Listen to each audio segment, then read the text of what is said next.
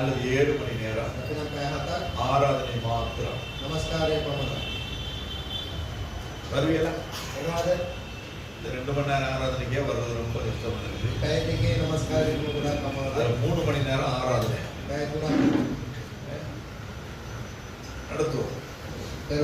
துதிகளின் மத்தியில் வாசம் பண்ணுகிறவர் நம்முடைய தேவன். எனவே கர்த்தருக்கு சித்தமான அந்த காரியத்தை வருகிற நாட்களில் செய்வோம். சாட்சிகள் உண்டா? இருக்குமானால் துரிதமாய் எடுத்து சொல்லுவோம். நாம மாத்திரமாய் மேம்படட்டும். சுருக்கமாய் சொல்லுவோம்.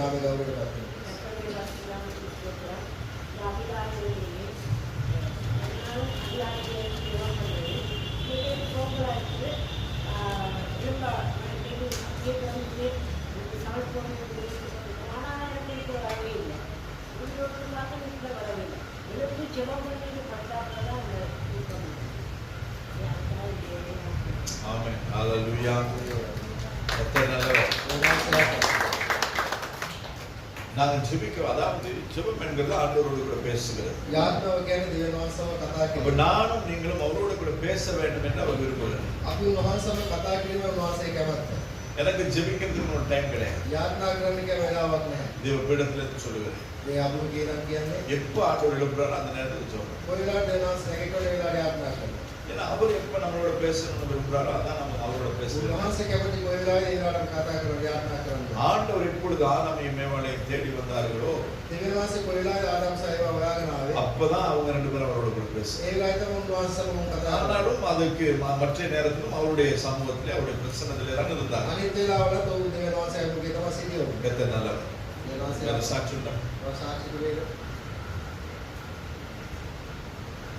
நான் அநேக சாட்சிகளை சொல்ல இருக்கிறது. ஏனால் அன்றாடம் ஒவ்வொரு நாளும் ஒவ்வொரு நிமிஷமும் கர்த்தர் மகிமையான காரியங்களை செய்வார். அது சொல்லுகிறதுக்கு நாள் போதாது, நேரம் போதாது. சத்தம் எனவே கர்த்தர் இதுவரையிலும் நடத்தினவர், இனிமேலும் நம்மை நடத்துவார். சாட்சிகள் என்று சொன்னா அநேகம் வாழ்க்கையோட சாட்சி. கர்த்தர் நம்மை நிறுத்தி வைத்திருக்கிறது ஒரு சாட்சி. அநேக மறித்து போகிறார்கள், அநேக பலனற்று போகிறார்கள். ஆனால் கர்த்தர் இதுவரையிலும் நமக்கு பலனாய், அரணாய், கோட்டையாய், துருகமாய் இருந்து நம்மை அந்த தேவன் நம்மை நேசிக்கிறார்.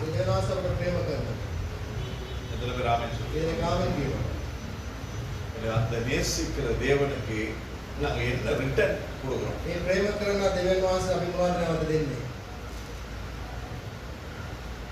என்ன பண்றீங்க? நீங்க தான் சொல்ல என்ன கொடுக்குறீங்க? ஆண்டவர் நமக்கு ஜீவிக்க தேவையான விசுவாசத்தை கொடுத்திருக்கிறார். இந்த பூமியில கால் பதித்திருக்கிறதுக்கு நமக்கு ஒரு வாய்ப்பை தந்திருக்கிறார். இந்த நாளிலே அமர்ந்திருந்து ஆராதிக்கிறதும் அவருடைய பெரிதான கிருபையில் ஒன்று. அப்ப இத்தனை நம்முடைய வாழ்க்கையிலே அன்றாடம் செய்து வருகிற தேவனுக்கு நாங்கள் என்ன செய்கிறோம்? நீங்க யோசிச்சு கேட்டு பாருங்க. எத்தனையோ காரியங்கள் செய்றீங்க. யார் யாருக்கெல்லாம் செய்றீங்க? நம்ம புறக்கணிச்சுட்டு போனவங்களுக்கும் போறவங்களுக்கும் செய்கிறோம்.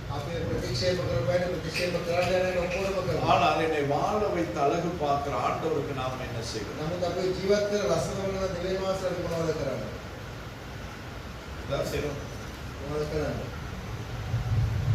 யோசிச்சு பாருங்க.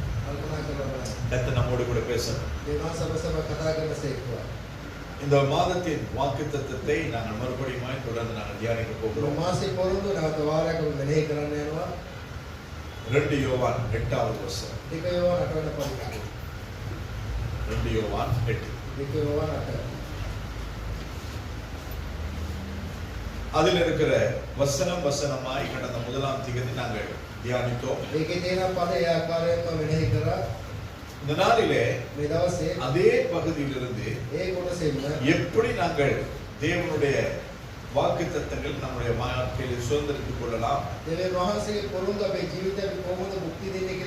வாக்குத்தத்தங்கள் தீர்க்க தரிசனங்கள் கர்த்தர் நமக்கு தருகிறது.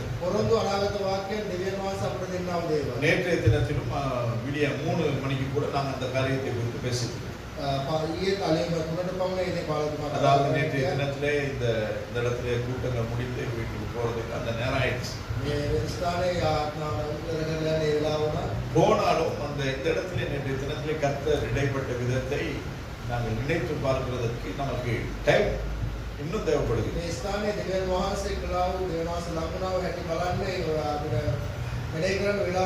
ஆண்டவருடைய வேதம் சொல்லுது கர்த்தர் நல்லவர் என்பதை ருசித்து பாருங்கள். நீங்க எத்தனை பேர் ஆண்டவரை ருசிச்சு பாருங்கன்னு எனக்கு தெரியும். நான் சொன்ன ஆண்டவருடைய பீடத்திலிருந்து சொல்லுகிறேன், கடந்து வர ஒவ்வொரு நிமிஷம் ஒவ்வொரு வினாடியும் ஆண்டவரை நான் ருசிக்கிறேன். அவருக்கு முன்பதாக யாரும் எதுவுமே கிடையாது. ஏனென்று சொன்ன அவ்வளவு ஒரு அவரை குறித்து சொல்லுவதற்கு வர்ணிக்கிறதுக்கு வார்த்தைகள். அந்த தேவன் எனக்கா ஜீவன் கொடுத்தார். அந்த தேவனுக்கு வாக்குத்தத்தங்கள் கொடுக்கிறவர், தீர்க்க தரிசனங்கள் கொடுக்கிறவர். இந்த நாளிலே நாங்கள் வாழ்கிறதற்கு தேவையான எல்லா வழிகளையும் அவர் திறந்து வைத்திருக்கிறார். அவருக்கு நாங்கள் என்ன செய்கிறோம்? இஸ்ரவேல் ஜனங்கள் எகிப்தின் அடிமைத்தனத்தில் இருக்கும் பொழுது ஆண்டவர் ஒரு வாக்குத்தத்தம், தீர்க்க தரிசனம் அவருக்கு சொன்னார். பாலும் தேனும் ஓடுகிற நலமும் விசாலமான தேசத்துக்கு நான் உங்களை அழைத்து செல்கிறேன். போய் சேர்ந்தாங்களா? வாக்கு பண்ணினவர் தேவன், தீர்க்க தரிசனம் சொன்னவர் தேவன், அழைத்து வந்தவர் தேவன், அக்கினி ஸ்தம்பமாய் இருந்தவர் தேவன், மேக ஸ்தம்பமாய் இருந்தவர் தேவன், கண்மலையிலிருந்து தண்ணீர் கொடுத்தவர் தேவன், கீழ்காற்றை அனுப்பி காடைகளை தந்தவர் தேவன், வானத்திலிருந்து மன்னாவை பொழிய செய்தவர் தேவன், செங்கடலை பிளந்து அதன் வழியாய் நடத்தி சென்றவர் தேவன், கரை புரண்டு ஓடின யோர்தானை பிளக்க பண்ணி அதை கரை சேர பண்ணினவர், அவர்கள் போற்றிருந்தான காதணிகள் கூட தேய்ந்து போகாதபடிக்கு 40 வருஷங்கள் நடத்தினவர், அவர்கள் போட்டிருந்த வஸ்திரம் கிழிந்து போகாதபடி 40 வருஷங்கள் நடத்தினவர். எத்தனை வாக்குத்தத்தங்களை கொடுத்து அழைத்து வந்தவர், அழைத்து வந்த அத்தனை பேரையும் வாக்கு கொடுத்து அத்தனை பேரை உள்ள கொண்டு போனார். வந்தவங்க உள்ள போனது 2 பேர். ஒன்று யோசுவா, அடுத்தது காலேப். அதற்கு பின்பதாக 20 வயதுக்கு குறைந்தவர்கள் உள்ளே போனார். அப்ப வந்தவங்க என்னாச்சு? செத்து போனாங்க. என்னங்க செத்து போனாங்க. செத்து போல ஆண்டவர் கொன்னுட்டார். வனாந்தரத்தில் அவர்களை மடிய பண்ணினார். ஏன்? முரட்டார், கீழ்ப்படியலை, விட்டு வந்ததே பேசுறது, விட்ட உலகத்தை குறிச்சே பேசுறது, அங்க அனுபவித்த பாவ சந்தோஷங்களை குறித்தே பேசுறது. இன்னைக்கு அப்படிதான் நம்முடைய இந்த யாத்திரை, அதான் பேசுறது. அப்படி சொல்லிட்டு இருக்கும். ஆனா அதெல்லாம் உண்மை கிடையாது. அதே போலதான் கர்த்தர் இந்த மாதத்தில் ஒரு வாக்குத்தத்தத்தை கொடுத்தார். உங்கள் செய்கைகளின் பலனை இழந்து போகாமல் பூரண பலனை பெறும்படிக்கு எச்சரிக்கையாயிருங்கள். ஆண்டவர் சொல்லுகிறார், கொஞ்சம் பலன் கிடையாது, சொற்பம் கிடையாது, பூரண பலன், ஃபுல் ரிவார்ட், அதை பெறும்படிக்கு ஆயத்தமாயிருங்கள், எச்சரிக்கையாயிருங்கள். ஏன் எச்சரிக்கையா இருக்க வேண்டும்? அந்த பூரண பலன் நம்மை விட்டு எப்பவும் போயிடும்.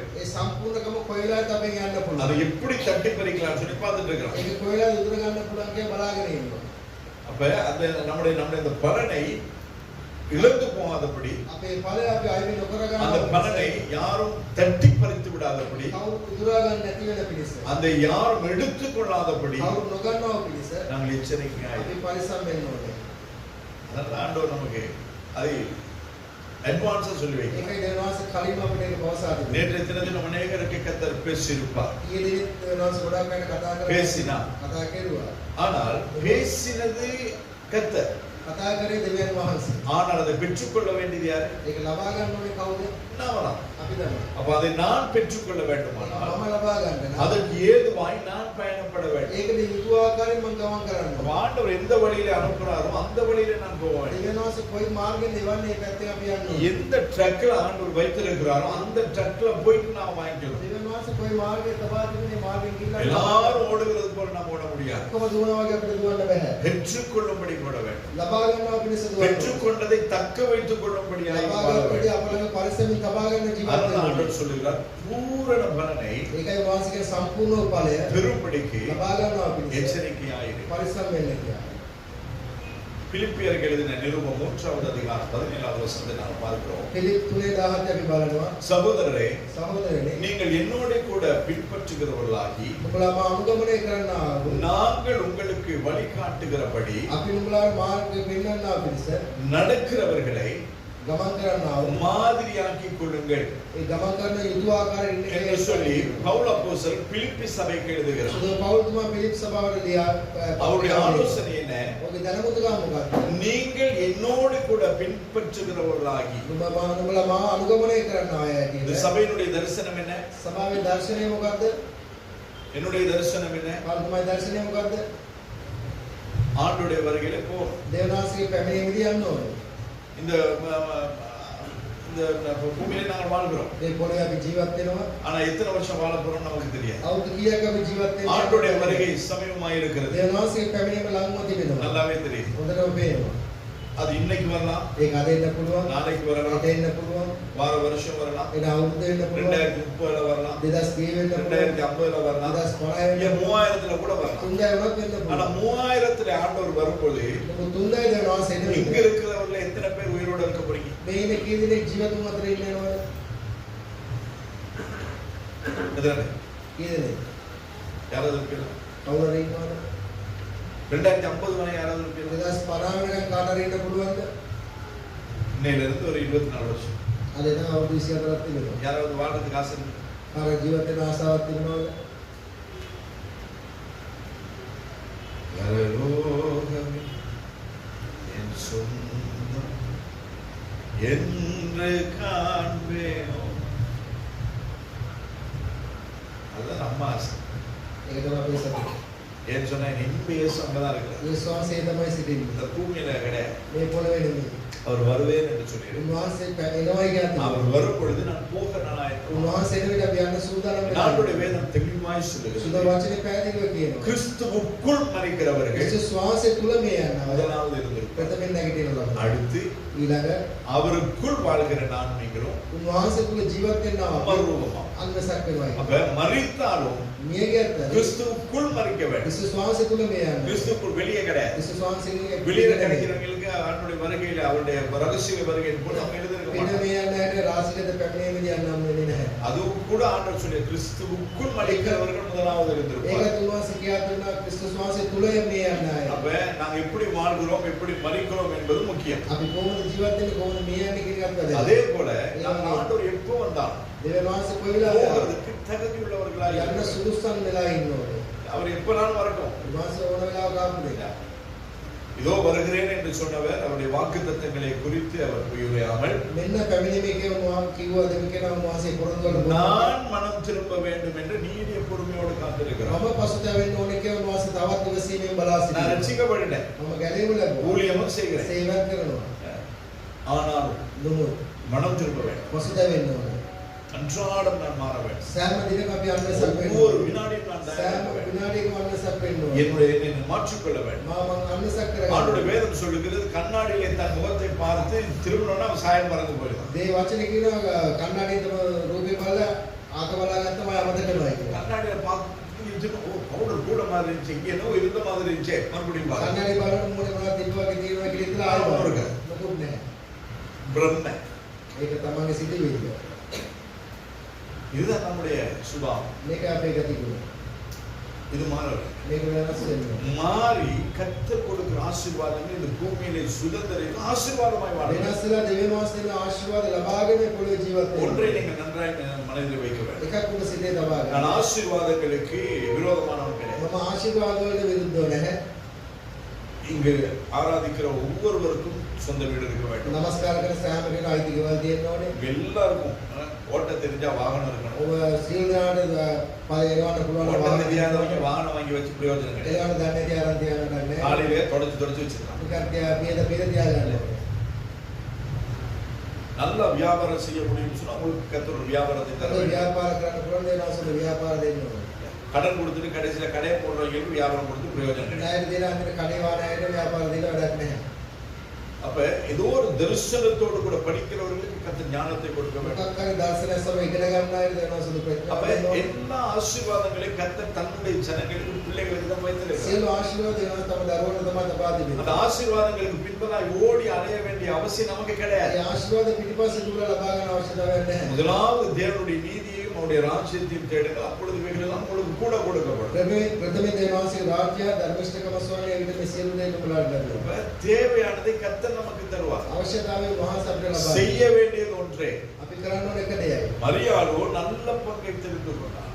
මරියාද යහපත් කොටස තෝරාගත්තා. அவங்க கிச்சன்ல வேலை, ඒ කුස්සිය වැඩ. அதாவது கம்ப்ளைண்ட் வேற.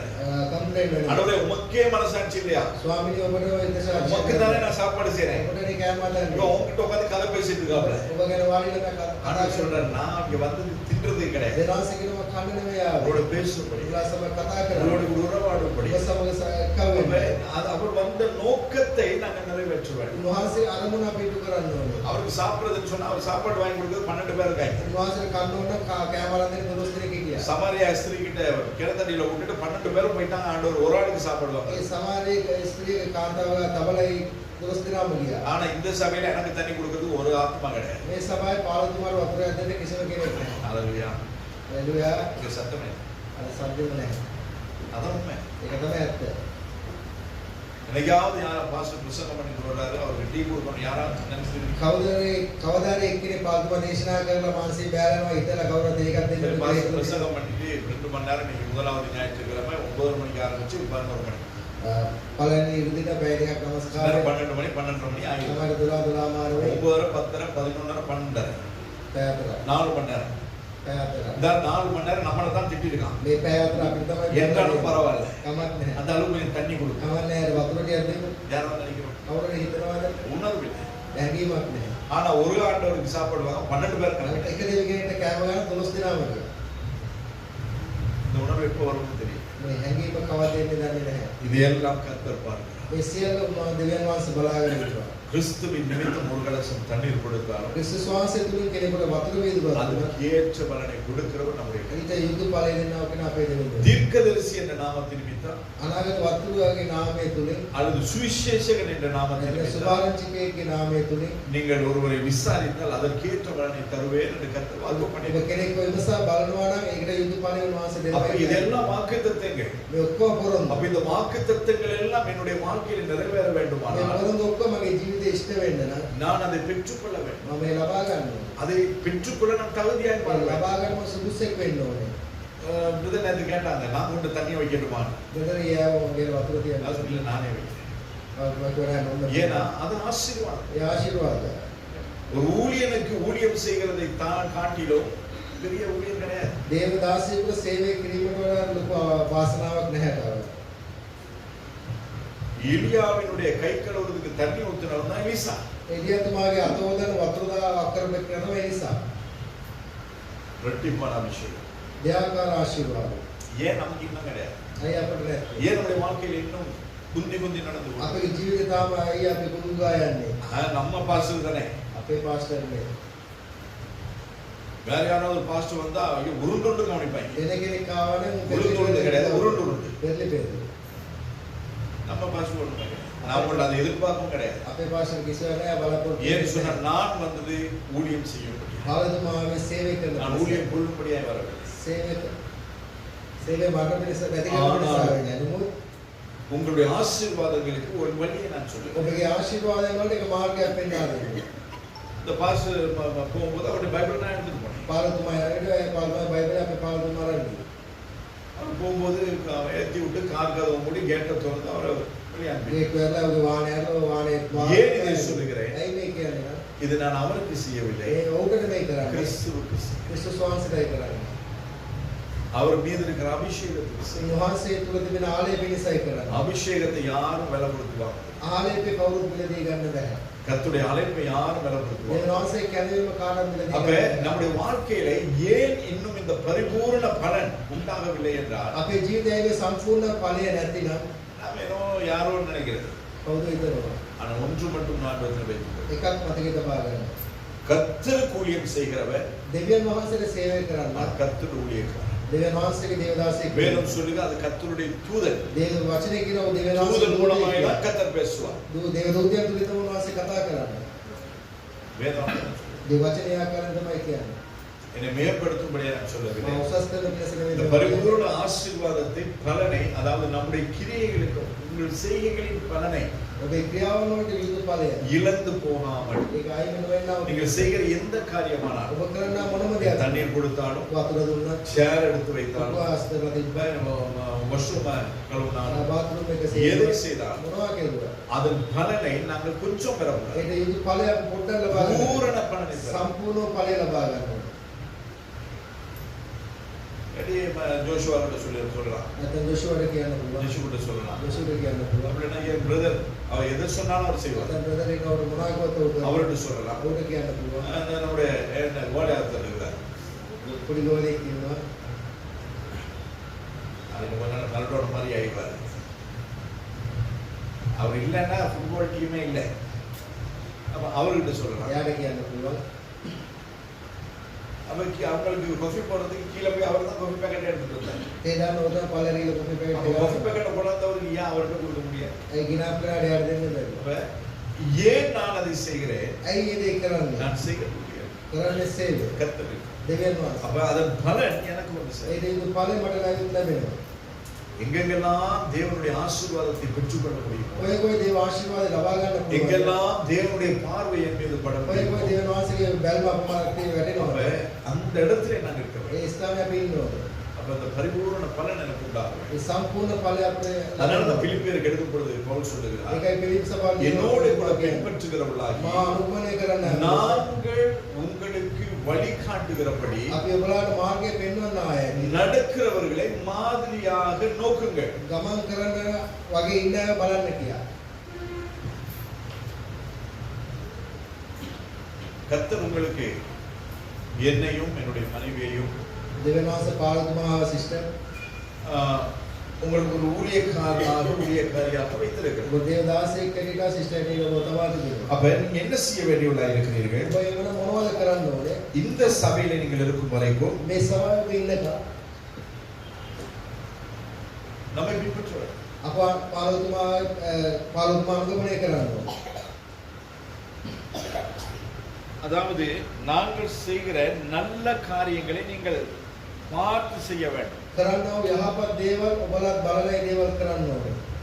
அதற்காக தான் கர்த்தர் நம்மை முன்மாதிரியாக வைத்திருக்கிறார். ඒක තමයි දෙවියන් වහන්සේ ඔවුන් ඉදිරියෙන් තබා දෙන්නේ. அதே நாம் ඒ අපි கர்த்தருக்கு பிரியமில்லாதது செய்யா දෙවියන් වහන්සේට අකමැති දේවල් කරනවා. கர்த்தர் நம்மிடத்திலே கணக்கு கேட்பார். දෙවියන් වහන්සේ ගණන් ඔවුන් எவரிடத்தில் அதிகமாய் கொடுக்கப்பட்டதோ කාටද වැඩි වැඩියෙන් දෙනු ලබන්නේ? அவரிடத்தில் அதிகமாய் கேட்கிறோம். ඔවුන්ගෙන් වැඩි වැඩියෙන් ආනු ලබයි. அப்ப நாம் அன்றாடம் நாங்கள் வேதத்தில் வாசிக்க வேண்டும், வளர வேண்டும், நம்மை பூரணப்படுத்திக் கொள்ள வேண்டும். දිනපතා අපි මේ වචනේ කියවලා අපි වර්ධනය කරගෙන අපි සම්පූර්ණ වෙන්න ඕනේ. அதே போல ඒ වගේම 1 கொரிந்தியர் 4வது அதிகாரம் 16வது வசனத்தில் අපි කියවනවා නම් ஆகையால் 1 கொரிந்தியர் 4:16 ஆகையால் என்னை பின்பற்றுகிறவர்களாகுங்கள் என்று உங்களுக்கு புத்தி சொல்லுகிறேன். මාව අනුගමනය කරන්න මේක ඉන්න කියවට අනුශාසනා දෙනවා. வேதத்தில் வேற எந்த ஒரு அப்போஸ்தலனும் சொல்லவில்லை. කිසිම අපොස්තලවරයෙක් ඒ ස්ථානේ කියා නැහැ. பவுல் அப்போஸ்தலன் சொல்லுகிறார். සුදා පෞල්තුමා කියනවා ஆகையால் එම නිසා என்னை பின்பற்றுகிறவர்களாகுங்கள் என்று මාව අනුගමනය කරන්න உங்களுக்கு புத்தி சொல்லுகிறேன். ඔබට දැනුමුතුකම් කියනවා. அப்ப நீங்க என்ன பின்பற்றணும். ඔබ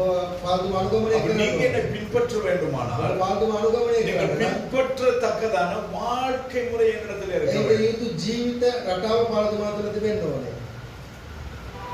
அநேகமான நேரத்துல ගොඩාක් වෙලාවල් වලට அது சரியோ தப்போ கிடையாது. இப்பதான் நான் உணர்ந்தேன் அது தப்பு. ඒක අන්තිමට දන්නේ දැන් මේක වැරදි කියලා තේරෙනවා. யாருடைய மனசையும் நான் புண்படுத்துறதுக்கு விருப்பம் கிடையாது. කාගේ සිතත් රිද්දවන්න කැමති වෙලායි நீங்க කියන්නේ. தப்பே பண்ணிட்டு வந்து என் மேலேயோ என் மனைவி மேலேயோ பிள்ளைகள் மேலேயோ கம்ப்ளைண்ட் பண்ணாலும் அதை நான் கேட்டுக்கிறேன். ඔබ වැරදිම කරලා වෙලා සේවක පවුල තුලට ඇවිල්ලා වැරදි පටවන ඒ කාගේ ஏன்னா நீங்க சொல்ற கம்ப்ளைண்ட்னால எனக்கு எதுவுமே குறைய போறது கிடையாது. ඔබ කියනා දේවල් කිසිම දෙයක් පාල්තු அது நானும் என் மனைவி பிள்ளைகளும் பாதிக்கப்பட போறது கிடையாது. පාල්තුමගේ පවුලේ ඒකට කිසිම අඩුවක් அதனால் என்னுடைய ஓட்டம் நிறுத்தப்பட போறதும் கிடையாது. පාල්තුමයි දිවිල්ල අඩු වෙන්නේ නැහැ. அப்ப என்னை அழைத்தவருடைய அழைப்பு என் மீது இருக்கும் வரைக்கும், அவர் அபிஷேகம் என் மீது இருக்க வரையும் அதை யாரும் ஒன்றும் பண்ண முடியாது. පාල්තුමා කැඳවපු කෙනාගේ ආලේපය උතුල நானா இழந்தாலே ஒழிய. පාල්තුමාම අයින් කරගත්තොත් ඇරෙන්නේ. நன்றா புரிந்துக்கொள்ளும். හොඳට තේරුම් ගන්න. அப்ப அதனால எனக்கு யாரும் நோக வைக்கிறதுக்கு விருப்பம் கிடையாது. කාවත් රිද්දවන්න කැමති නැහැ. ஆனால் சில காலங்களாக සමහර කාලයක් கர்த்தர் அந்த சுபாவத்தை மாற்றி வருகிறார். දෙවියන් වහන්සේ ගතුගුණ වෙනස් කරමින් ඉන්නවා. எல்லாரும் ஒத்து போறது, ඔක්කොම එක එකව எல்லாரும் தாங்கி போறது. විමසගෙන ඉන්න එක. நேற்றைய தினத்தில் கர்த்தர் தெளிவாய் பேசி ඊයේ දවසේ උන්වහන්සේ පැහැදිලිව කතා කළා. நிறைய பேரை கர்த்தர் தூரப்படுத்துவார். ගොඩාක් අය දුරස් කරයි. நிறைய பேர் உள்ளேயே கொண்டு வர மாட்டார். ගොඩාක් අය අකුණටම ගේන්නේ නැහැ. ஆண்டவர் தேடி கேட்கிறார், ஆண்டவரே ස්වාමිනේ எனக்கும் நிறைய பேரோட ஆராதிக்கணுமே. මට ගොඩාක් අය සමග නමස්කාර කරන්න ඕනේ. நிறைய பேர் இருந்து ஆண்டவர் இல்லைன்னு சொன்னா வேலை கிடையாது. ගොඩාක් අය ඉඳලා දෙවියන් වහන්සේ නැති නම් වැඩක් யாருமே இல்லாமல் ஆண்டவர் இருந்தா කවුරුත් නැතුව දෙවියන් වහන්සේ හිටියා. பரலோகமே இங்கே. ස්වර්ගෙම මේ සිටි. அப்ப அந்த பரலோகத்தின் தேவன் நம்ம மத்தியில இருக்கு. ඒ ස්වර්ගීය දෙවිඳුන් අප අතර அதுதான் සිටිනවා. முக்கியமே ஒழிய ඒක තමයි වැදගත් කරන්නේ.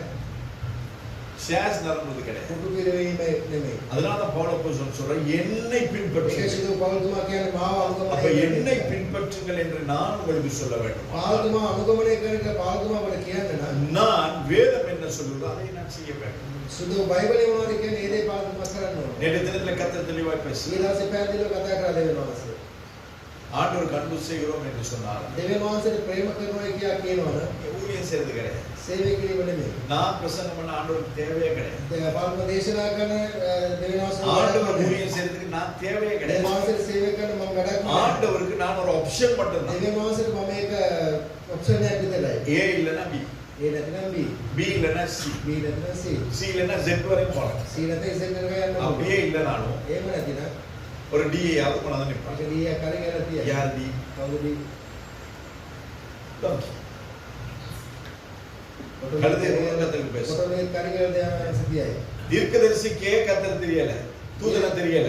දිවසියවරේටම அந்த දන්නේ. நேரத்துல கழுதைக்கு தெரியுது. ඒ වෙලාවේ කොටලුවට දන්නවා. சூரோட கொண்டு போய் காலை தேயுது. දික්තියත් එක කියලා කකුල අතුලනවා. கூட்டிட்டு போய் நிப்பாட்டி வச்சு அரைக்கி அடி. එකංගෙ නවත්තලා ගුටි. அடியை வாங்கிட்டு கழுதை பேசு. ගුටි කාලා ඒ කොටලුව කතා කරා. எப்படி பேசு?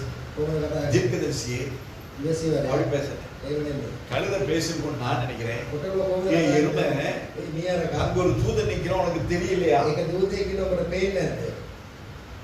நீ சாகிறத பத்தி எனக்கு பயமே, எனக்கு அக்கறையே கிடையாது. මරණය කිරීමට දුක නැහැ. நான் சாகாம இருக்கணும், මම නොමැරී ඉන්න ඕනේ. அதுக்காக தான் நான் ஒதுங்கி வந்தேன். ඒකයි මම අයින් වෙලා ආවේ.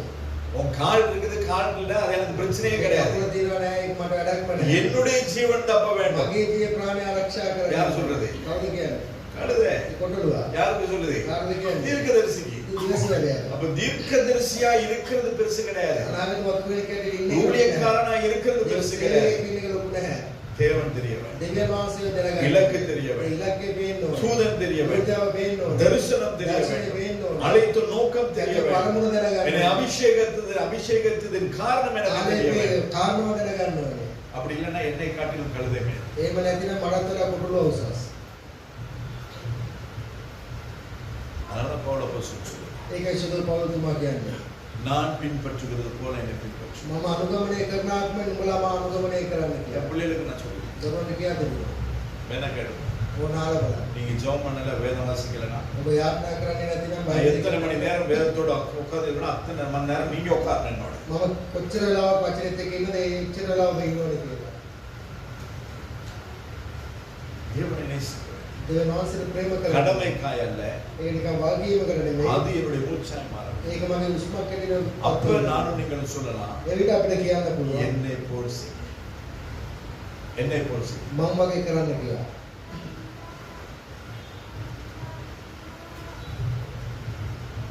எத்தனை பேர் சொல்லுங்க. කීයකට කියන්න පුළුවන්. அந்த ஸ்தானத்துக்கு நானும் நீங்கள் வர வேண்டும். ඒ ස්ථානෙට තමයි අපි ළඟ அந்த ஸ்தானத்துக்கு வந்தாதான் ඒ ස්ථානෙට අපි ආවොත් கர்த்தர் பரிபூர்ண பலனை நமக்கு கொடுப்பார். දෙවියන් වහන්සේ සම්පූර්ණ ඵලය அப்பதான் අපිට கர்த்தர் நம்மை நம்புவார். ඒ විදිහටම උන්වහන්සේ අපිට විශ්වාස இன்னைக்கு කරනවා. கர்த்தர் என்னையும் உங்களை நம்புகிறது கர்த்தருக்கே ஒரு கேள்வியா இருக்கு. අද අපි විශ්වාස කිරීම උන්වහන්සේට ප්‍රශ්නාර්ථයක් நீ වෙනවා. ஏன் தான் பண்றான்? මගේ සේවය තමයි உன்னை நம்பலாமா? මම විශ්වාස කරන්න உனக்கு පුළුවන්. ஆத்துமாக்களை கொடுக்கலாமா? ආත්මයන් දෙන්න உனக்கு පුළුවන්. சொந்தமா ஒரு பில்டினை கொடுக்கலாமா? අයිතියක් දෙන්න கொடுத்தா පුළුවන්. பில்டினையே பார்த்துட்டு இருப்பானே. ඔයාලා ගොඩනැගිල්ල பில்டின் බලන්න. அழகுபடுத்துதலையே இருப்பானே. ඒක ලස්සන කිරීම. இப்ப நம்ம ஒண்ணுமே பண்ண முடியாது. ඒක මොකොත් කරන්න බෑ. அவன் ආමේන්. எனக்கு பிடிக்கும். ඒක කුලියදී. சொந்தத்துக்கு கிடைச்சா අයිතිය ලැබුණොත් அங்க பாக்குறது, ඒක වරනවා. பல்ப போடுறது, லைட் එක දානවා. ஃபேனை போடுறது, ෆෑන් එක දානවා. ஏசிய போடுறது, AC එක දානවා. இதுவே நம்ம குழப்பாயிடும். මේකම තමයි අපේ රස්සාව වෙන්නේ. கர்த்தர் தரும். දෙවියන් වහන්සේ දෙයි. தரமாட்டாங்க கிடையாது. මොදියම ඉන්නේ. எப்பதற்கு நாம் தகுதியாய் மாறுகிறோமோ කොයි වෙලාවද ඒකට අපි සුදුසුකම් අපොළොද දෙන්නේ. දෙක. ඒ වෙලාවට උන්වහන්සේ දෙයි. 1 கொரிந்தியர் 11வது அதிகாரம் 1வது ඒක வசனம். කොරන්ති 11:1 අපි කියවනවා. நான் கிறிஸ்துவை பின்பற்றுகிறது போல මම ක්‍රිස්තුස් වහන්සේ අනුගමනය කරන්න நீங்கள் என்னை பின்பற்றுகிறவர்களாய் இருங்கள். ඔබලාම අනුගමනය කරන ආත්මෙන් සිටින්න කියලා. 1 கொரிந்தியர் 11:1 பவுல் அப்போஸ்தலன் எழுதுகிறார். 11:1 සුදු පෞලතුමා யாருக்கு எழுதுகிறார்? කාරණේ ලියන්නේ. கொரிந்து சபைக்கு எழுதுகிறார். කොරන්ති සභාවට நான் கிறிஸ்துவை பின்பற்றுகிறது போல මම ක්‍රිස්තුස් වහන්සේ අනුගමනය කරන ආත්මෙන් நீங்கள் பின்பற்றுங்கள். ඔබලාත් අනුගමනය நீங்க சொல்ல කරන්න முடியுமா? කියන්න පුළුවන්. நான் ஜெபம் பண்றது போல நீ ஜெபம் பண்ணு. මම යාඥා කරනවා ඔබ යාඥා நான் කරනවා. வேதம் வாசிக்கிறது போல நீ வேதம் வாசி. මේ වචනේ කියනවා ඔබ நான் කියවන්න. உபவாசிக்கிறது போல நீ உபவாசம் මම பண்ணு. විහාරෙ ඉන්නවා ඔබ ඔබත් ඉන්න. சொல்ல முடியுமா? කියන්න පුළුවන්. எந்த அம்மாவுக்காவது මවරුන්ට எந்த அப்பாவுக்காவது තාත්තලාට කියන්න පුළුවන්. வரும்போது நாங்க ஒரு பொட்டலத்தோட தான் வரோம். එතකොට මම බෑග් එකත් එක්ක තමයි එන්නේ. இங்க பரவாயில்ல. මේක මත් නෑ. மலேசியா போதீங்கன்னா குடும்பத்துக்கே சாப்பாடு வாங்கி මලේසියාවේ கொடுத்தாங்க. පවුලටම කෑම අරගෙන තමයි එන්නේ. இங்க முன்னுக்கு இருந்து பாஸ் காட்டு கத்துவாரு. පාස්ටර් මේක කෑ ගන්නවා. பின்னுக்கு இருந்து குடும்பமா சாப்பிடுவாங்க. ඊට පස්සේ පවුල පිටින් அதுக்கப்புறம் ஆளுக்கு மைல குடிப்பாங்க. ඊට පස්සේ එකිනෙකා මයින් උපුයි. இதான் ஆராதனை. මේකයි නමස්කාර.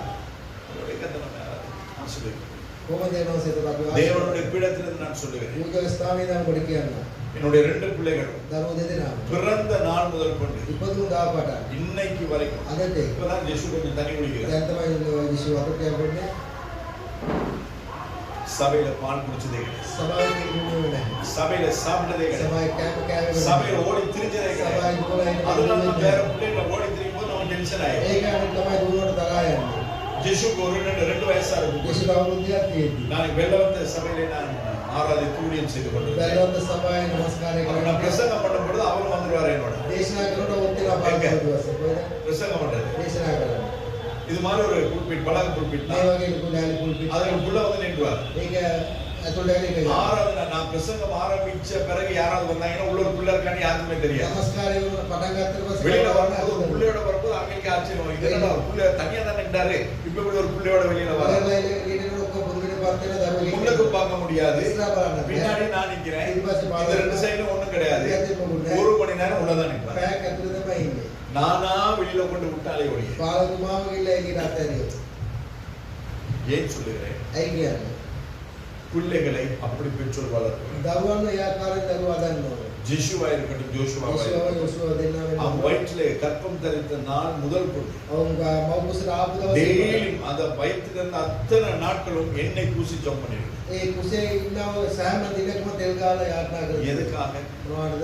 ஆண்டவரே இந்த பிள்ளை உங்களை போல வளரும். ස්වාමීනි මේ දරුවන් උපවාගය දෙන්න ඕනේ. பெற்றோராய் நம்முடைய கடமை நாம் செய்ய வேண்டும். දෙමාපියන්ට අපේ වර්ගයේ යුතුයකම අපි කරන්න ඕනේ. மிகுதியானதை கர்த்தர் பார்க்கிறார். ඉතුරු இன்னைக்கு ஜெஷுக்கு 22 வயசு. ජෙසුට අවුරුදු 22යි. 22 வருஷமா අවුරුදු 22ක්.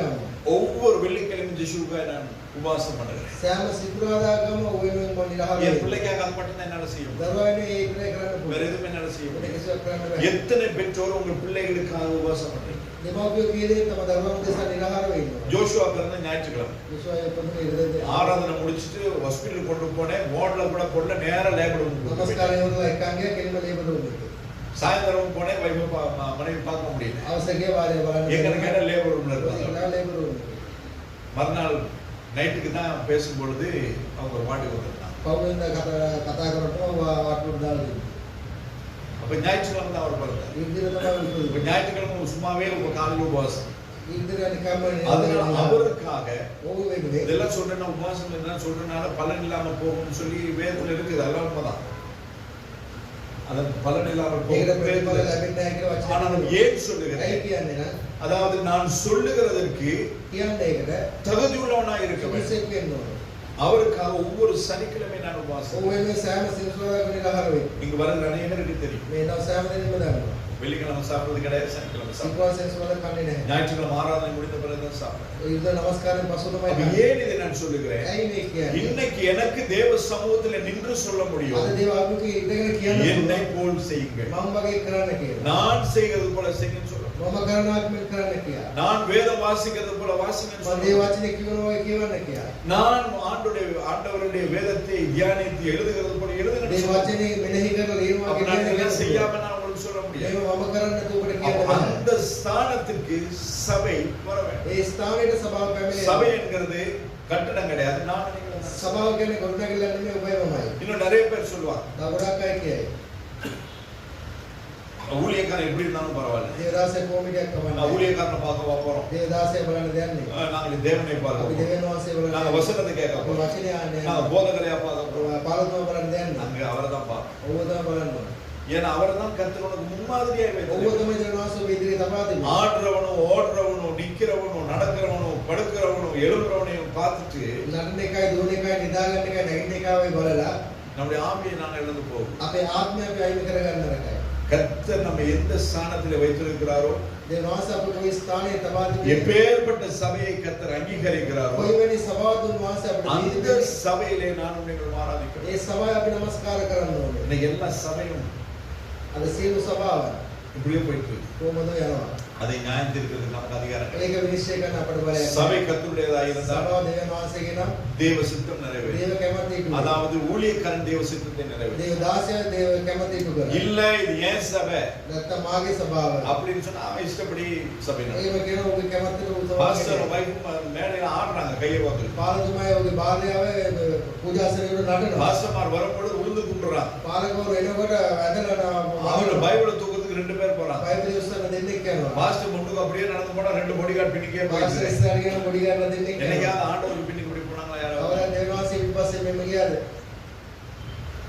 அப்போ ஆண்டவர் ஊழியத்தை செய்கிற நாம் ஆண்டவரை போல இருக்க வேண்டும். දෙවියන් වහන්සේගේ සේවය කරන අපි දෙවියන් වහන්සේ වගේ அவருடைய சுபாவம் இருக்கு. වහන්සේ ගතිගුණ තියෙනවා. அந்த சுபாவம் நம்மிடத்தில் இருந்தால்தான் ඒ ගතිගුණ අප තුල තිබුණොත් இந்த තමයි ஊழியத்தின் பரிபூர்ண பலனை நான் பெற்றுக்கொள்ள මේ முடியும். සේවයේ සම්පූර්ණ ප්‍රතිඵලය අපිට ලබා ගන්න. அதனாலதான் இவ்வளவு நேரம் என்னை குறித்து ஊழியத்தை குறித்து මේක பேசுறேன். මෙච්චර වෙලා මං ගැන සේවය ගැන කතා ஏன்னா කරන්නේ. உங்களை குறித்து பேச முதல்ல நான் என்னை குறித்து ඔබ பேசுறேன். ගැන කතා කරන කලින් මං ගැන මම කතා அப்ப කරන්නේ. இன்று අද தேவ கிருபையினாலே අපි සිටින දේ ஒரு அளவுக்கு ஆகிடும். එක තත්යකටවත් அதாவது 100% கிடையாது, 100% නෙමෙයි. ஒரு 30% ஆகிடும். ඒක 30ක්වත් என்னை பார்த்து செய்யு சொல்லக்கூடிய அளவுக்கு கர்த்தர் என்னை வைத்திருக்கிறார். මා බල්ලා කරන්න කියන තත්ත්වෙට දෙවියන් වහන්සේ තබා දෙනවා. கனியினாலே மரத்தை அறிவீர்கள். ඵලයේ තුලින් ගාව ගස ගැන அந்த දැනගන්න. கனி உங்களிடத்தில் இல்லை என்று சொன்னால் යහපත් ඵල ඔබ තුල නැතිනම් மத்தேயு 11வது அதிகாரம் 12வது வசனத்திலே வாசிக்கிறோம். මත 11 කියනවා. யோவான் ஸ்நானம் காலம் முதல் கொண்டு යෝහන් තුමා බෞද්ධ இதுவரைக்கும் பரலோக ராஜ்யம் பலவந்தம் பண்ணப்படுகிறது. ස්වර්ග රාජ්‍ය பலவந்தம் பண்ணுகிறவர்கள் அதை பிடித்துக் கொள்கிறார்கள். මේ බලහත්කාර කරන්න මේ අල්ලා දෙනවා. நேற்றைய தினத்திலும் அந்த தேவதாசன் அது இந்த வாசனத்தை பேசினார். ඊ දවසේ දේවදාසය කියුවා. யோவானுடைய காலம் முதல் கொண்டு ಯೋಹಾನತುಮಾಗೆ ಕಾಲೇ இயேசு கிறிஸ்து வந்து தன் ஊழியத்தை ஆரம்பிக்கிற நாட்களுக்கு முதல் கொண்டு ಯೇಸು ಸ್ವಾಮಿ ಕಮಿತ ಸೇವೆ ಪಟನ್ ಗಣ್ಣ ಕಾಲೇ இன்று வரைக்கும் මේ දක්වා பரலோக ராஜ்யம் பலவந்தப்படுது ස්වර්ග රාජ්‍ය දැකගසා දෙනවා කිය. பலவந்தப்படுத்தப்படுகிறது. அதனால தான் பரலோகம் ஆண்டோட வருகை குறித்து பேசிட்டு ඒකයි ස්වර්ගය අපි ස්වර්ගය ගැන කතා நீ කරන්නේ. நிறைய சபையில் ஆண்டோட வருகை குறித்த நினைப்பே கிடையாது. අද ගොඩක් සභාවල දේවාසික පැමිණීම ගැන ගානක් எதற்கு சபை என்றே தெரியாமல் சபை நடத்துகிறார். මොනවද සභාව කරන්නේ කියන එක දන්නේ නැතුව කරනවා. சபை என்கிறது கர்த்தருடைய மனவாட்டி. සභාව කියන්නේ දේවාසික මනමාලිය. ஊழியக்காரனுக்கு இஷ்டப்படியோ ஊழியக்காரிக்கு இஷ்டப்படியோ விசுவாசிகளுக்கு இஷ்டப்படியோ கமிட்டிக்கு இஷ்டப்படியோ நடத்த முடியாது. දේවදාසයේ කැමැත්තට සේවකයාගේ අධිවන්තයේ කැමැත්තට කරන්න බෑ.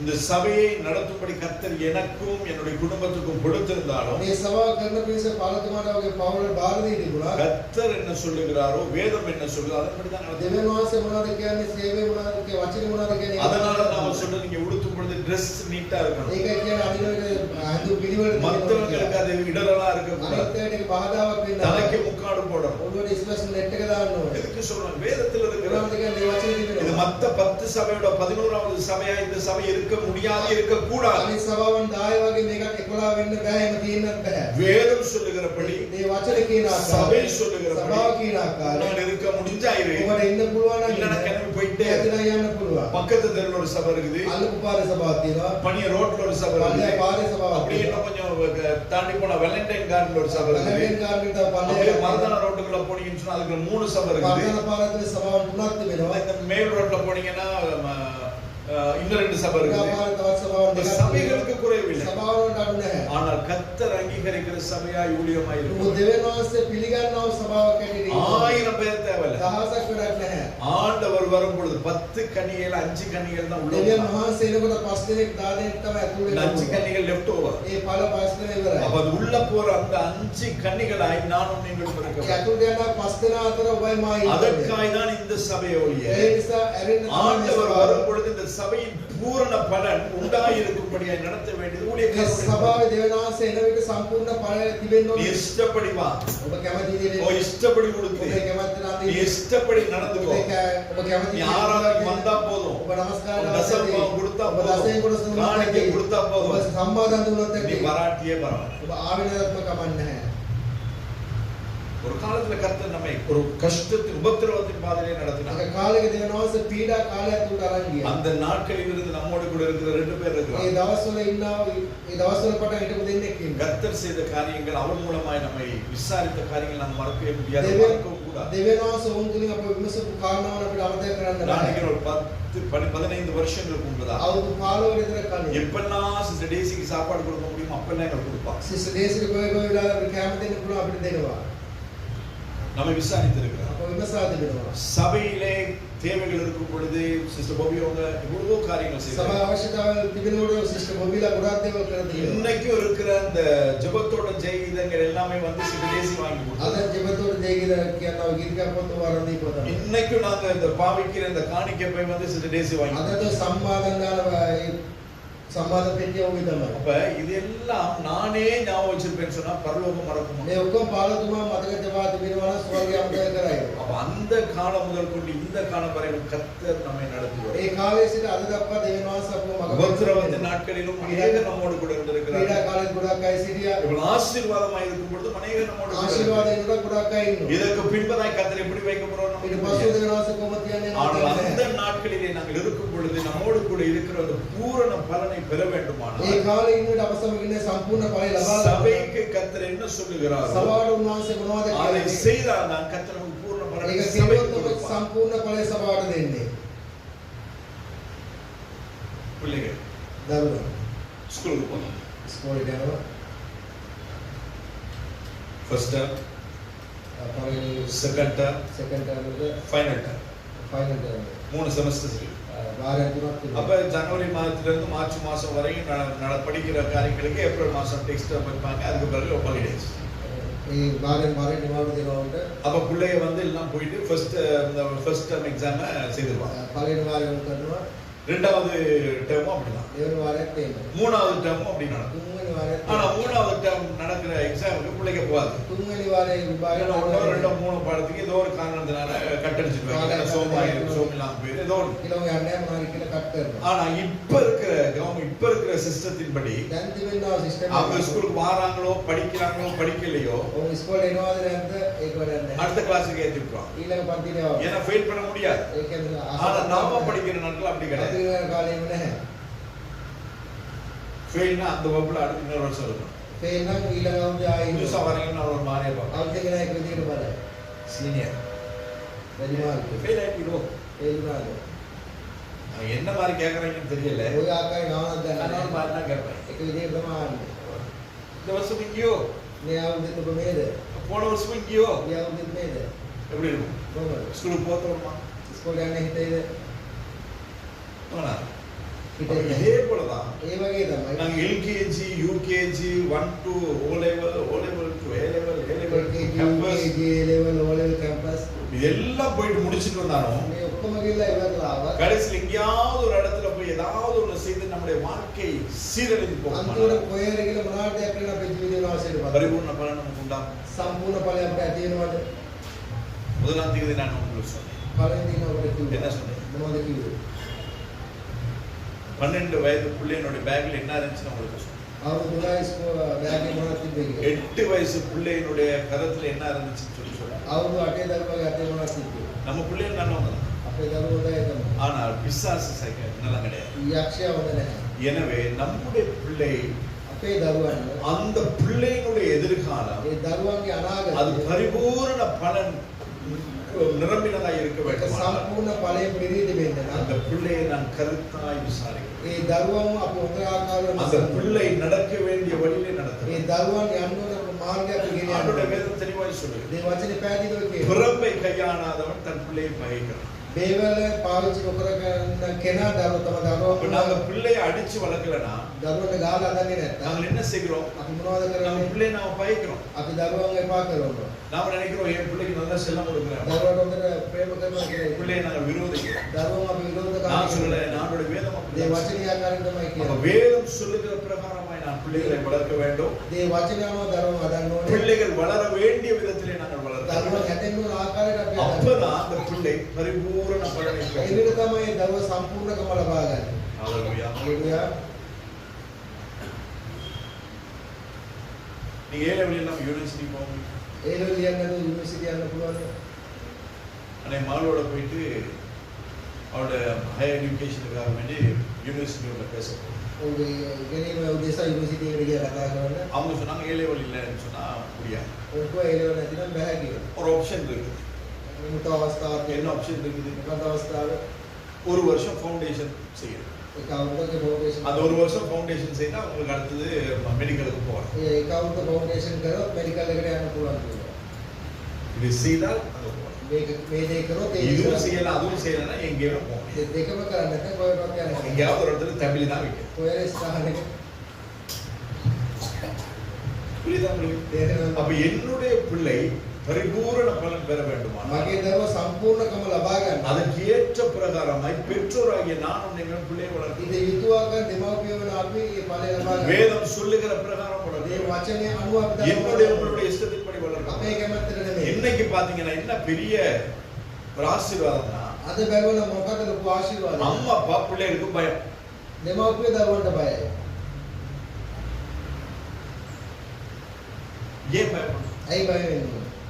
அம்மா கிட்டயோ අම්මා ළඟද? அப்பா கிட்டயோ තාත්තා ළඟද? தவறு ஏதோ இருக்கிறனால தான் பிள்ளைகளுக்கு பயப்படணும். මොකද්ද වැරද්දක් තියෙනවා නම් තමයි දරුවන්ට බය ஏன் වෙන්නේ. பயப்படணும்? ඇයි බය වෙන්නේ? ஐயோ அப்பாட்ட சொல்லி கொடுத்தோம், අයියෝ තාත්තට කියයි. ஐயோ அம்மா கிட்ட சொல்லி கொடுத்தோம். අයියෝ අම්මට කියයි. அதனால பிள்ளைகளை நம்ம ஷேப்பாகவே வச்சுக்கிறோம். ඒ නිසා දරුවව ෂේප් එකේ තියාගන්න. இது சரி? මේක හරිද? பிள்ளைகளுடைய பலனை நாங்களே எடுக்கணும். දරුවන්ට ලැබෙනා ඵල අපිම නැති කරනවා. இல்லைன்னா பிள்ளை என்ன பார்க்காது. නැත්නම් දරුවෝ இல்லைன்னா செலவுக்கு காசு கொடுக்காது. නැත්නම් වීදවල සල්ලි දෙන්නේ அந்த නැහැ. பிள்ளையை நாங்கள் சார்ந்து வாழ்கிறது. ඒ දරුවන් මැත්තේ අපි ජීවත් වෙන නිසා. அந்த பிள்ளையை கர்த்தருக்குள் வளர்த்திருந்தோம்னா ඒ දරුවව දෙවියන්වහන්සේ තුල அந்த කොට பிள்ளைக்கு ගන්න. தெரியும். ඒ දරුවා දන්නවා. என்னுடைய ஆயுசு நாட்கள் நீடித்திருக்க வேண்டுமானால் என் பெற்றோரை நான் கணப்பேன். මාගේ ජීවිත කාලය වැඩි වෙන්න නම් දෙමව්පියන්ට කරු කරන්න ඕනේ කියන එක. அல்லது හalleluya.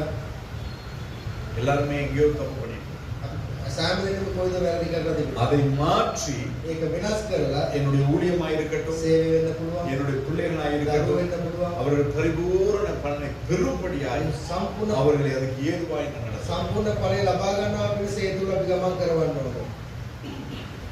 மாங்காய் மரம் இருக்கு. අඹ ගහ තිබුණා. மாங்காய் வளரும். අඹක් තිබුණා. ஆனா அந்த மரம் இன்னும் கனி கொடுக்கலாம். ඒ ගහ තවත් ඵල දරන්න පුළුවන්. கனி கொடுக்க வேண்டுமானால் என்ன செய்ய வேண்டும்? ඵල දරන්න මොනවද කරන්නේ? பெரிய மரத்தை பத்தி நாங்க, அதாவது ஏற்கனவே காய்க்கிற மரத்தை பத்தி நாம என்ன பண்ண முடியாது? ගේ දින ගහ කපලා மரம் போட முடியாது. පොර දාන්න බෑ. அப்படியே போடுறதுனால அது மூட்டை கணக்குல போடணும். එහෙම දාගෙන මූට ගණන් දාන්න ඕනේ. அது நம்மளால முடியாது. ඒක අපිට බෑ. ஆனால் ஏன் இந்த மரம் பூரண கனி கொடுக்கிறது இல்லைன்னு மரத்தை பார்த்தோம்னா, ඇයි මේ ගහ ඵල නොදරන්නේ කියලා அந்த ගහ மரத்துல அந்த துத்திரி புல்லுன்னு சொல்லுவாங்க. கேட்டு பார்த்துருக்கீங்க? என்ன சொல்லுவாங்க சிங்களத்துல? பில்ல வேணும்னு சொல்லி சொல்லுவாங்க. ගස්වල ඇදෙන වල් පැලෑටි වගේ. அது இருக்கு. ඒක වල් ගස් තිබෙනවා. நம்ம வீட்லயே ஒரு மரம் இருக்குது. පාත්මාලගේ ගස් තියෙනවා. நிறைய மாங்காய் இருக்கு. ගොඩාක් කම තියෙනවා. அதுல அரவாசி மாங்காய் கொட்டிடுது. ඒකේ භාගයක් වැටෙනවා. ஏன்னா கிளியும் அணிலும் வந்து சாப்பிட்டு போயிடுது. සත්ව වෙල කාලෙක වැටෙනවා. ஆனா அது பார்த்தா இன்னும் காய்க்க முடியும். ඒක බැලුවොත් තවත් ඵල அதுல அந்த දරන්න இது இருக்குது. ඒකේ සමහර වැල් அந்த තියෙනවා. மரம் கனி கொடுக்க முடியாதபடிக்கு கெடுக்கிற ஒரு சின்ன ஒரு பஞ்ச் தான். ඒ ගහ ඵල නොදරනවා පිණිස සමහර වැල් ගිහින් அதை நாங்கள் அந்த இடத்திலே இருந்து எடுத்து போட்டால் ඒ ස්ථානෙම කපලා அந்த දැම්මා. மரமானது பூரண பலனை ඒ ගහ සම්පූර්ණ ඵල දරනවා. புல்லுரு புல்லுரு எங்க மரத்துல இருக்கும்? புல் எங்க இருக்கணும்? புல் எங்க இருக்கணும்? கீழே தானே இருக்கணும்.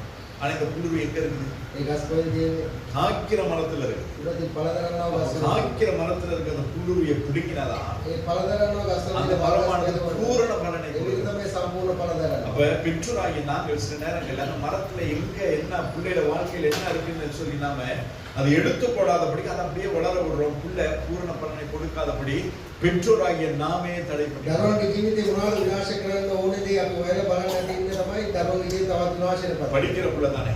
ඉගෙන ගන්න දරුවා. போன் கொடுத்தா தப்பே கிடையாது. ෆෝන් එක දුන්නොත් වැරදි නෑ. වැරදි. நாங்களும் தான் படிச்சோம். අපිත් ඉගෙන ගත්තා. போனை வச்சு தான் படிச்சோம். ෆෝන් එක තියාගෙන ඉගෙන ගත්තා. அது அந்த காலம். ඒ කාලේ. அந்த காலத்தை விட இந்த காலத்து படிப்புல ஒண்ணுமே கிடையாது. ඒ කාලේට මේ කාලේ ඉගෙන இந்த காலத்துல நீ படிக்காட்டியாலும் உன்னை பாஸ் பண்ணிடுவாங்க. ඒ කාලේ ඉගෙන ගත්ත නැත්නම් පාස්. நாங்க படிச்ச நாட்கள்ல நீ படிக்கலன்னா ஃபெயில் பண்ணி விட்டுருவாங்க. ඒ කාලේ ඉගෙන ගත්ත නැත්නම් ෆේල් කරනවා.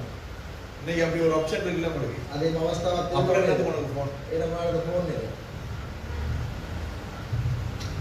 அதாவது உலகம் சார்ந்த ஒரு வாழ்க்கையை வாழ நம்ம பிள்ளைகளுக்கு கற்றுக் கொடுத்து. ලෝකෙට යුතු ආකාරයෙන් ජීවත් වෙන්න දරුවන්ට උගන්වනවා. என் பிள்ளைகளுக்கு போன் வச்சிருக்கேன். දරුවෝ ෆෝන් ගියාගෙන ඉන්නවා. மனைவி எப்பவுமே சொல்லுவாங்க, සිස්ටර් நீங்க කියනවා தான் கெடுது. ඔබ තමයි නරක කරන්නේ. இங்க இருந்து நான் அதையும் நான் ஏற்றுக்கொள்கிறேன். මේ දා එකක් என்ன පිළිගන්න. ரொம்ப செல்லம் கொடுத்தாச்சு. ගොඩක් කොට அதனால ஐயோ புள்ள தானே. අයියෝ දරුවනේ. நீ அப்பா விட்டாலும் போனை விட மாட்டேங்க. තාත්තා අතරේ ෆෝන් එක අතාරිනවා.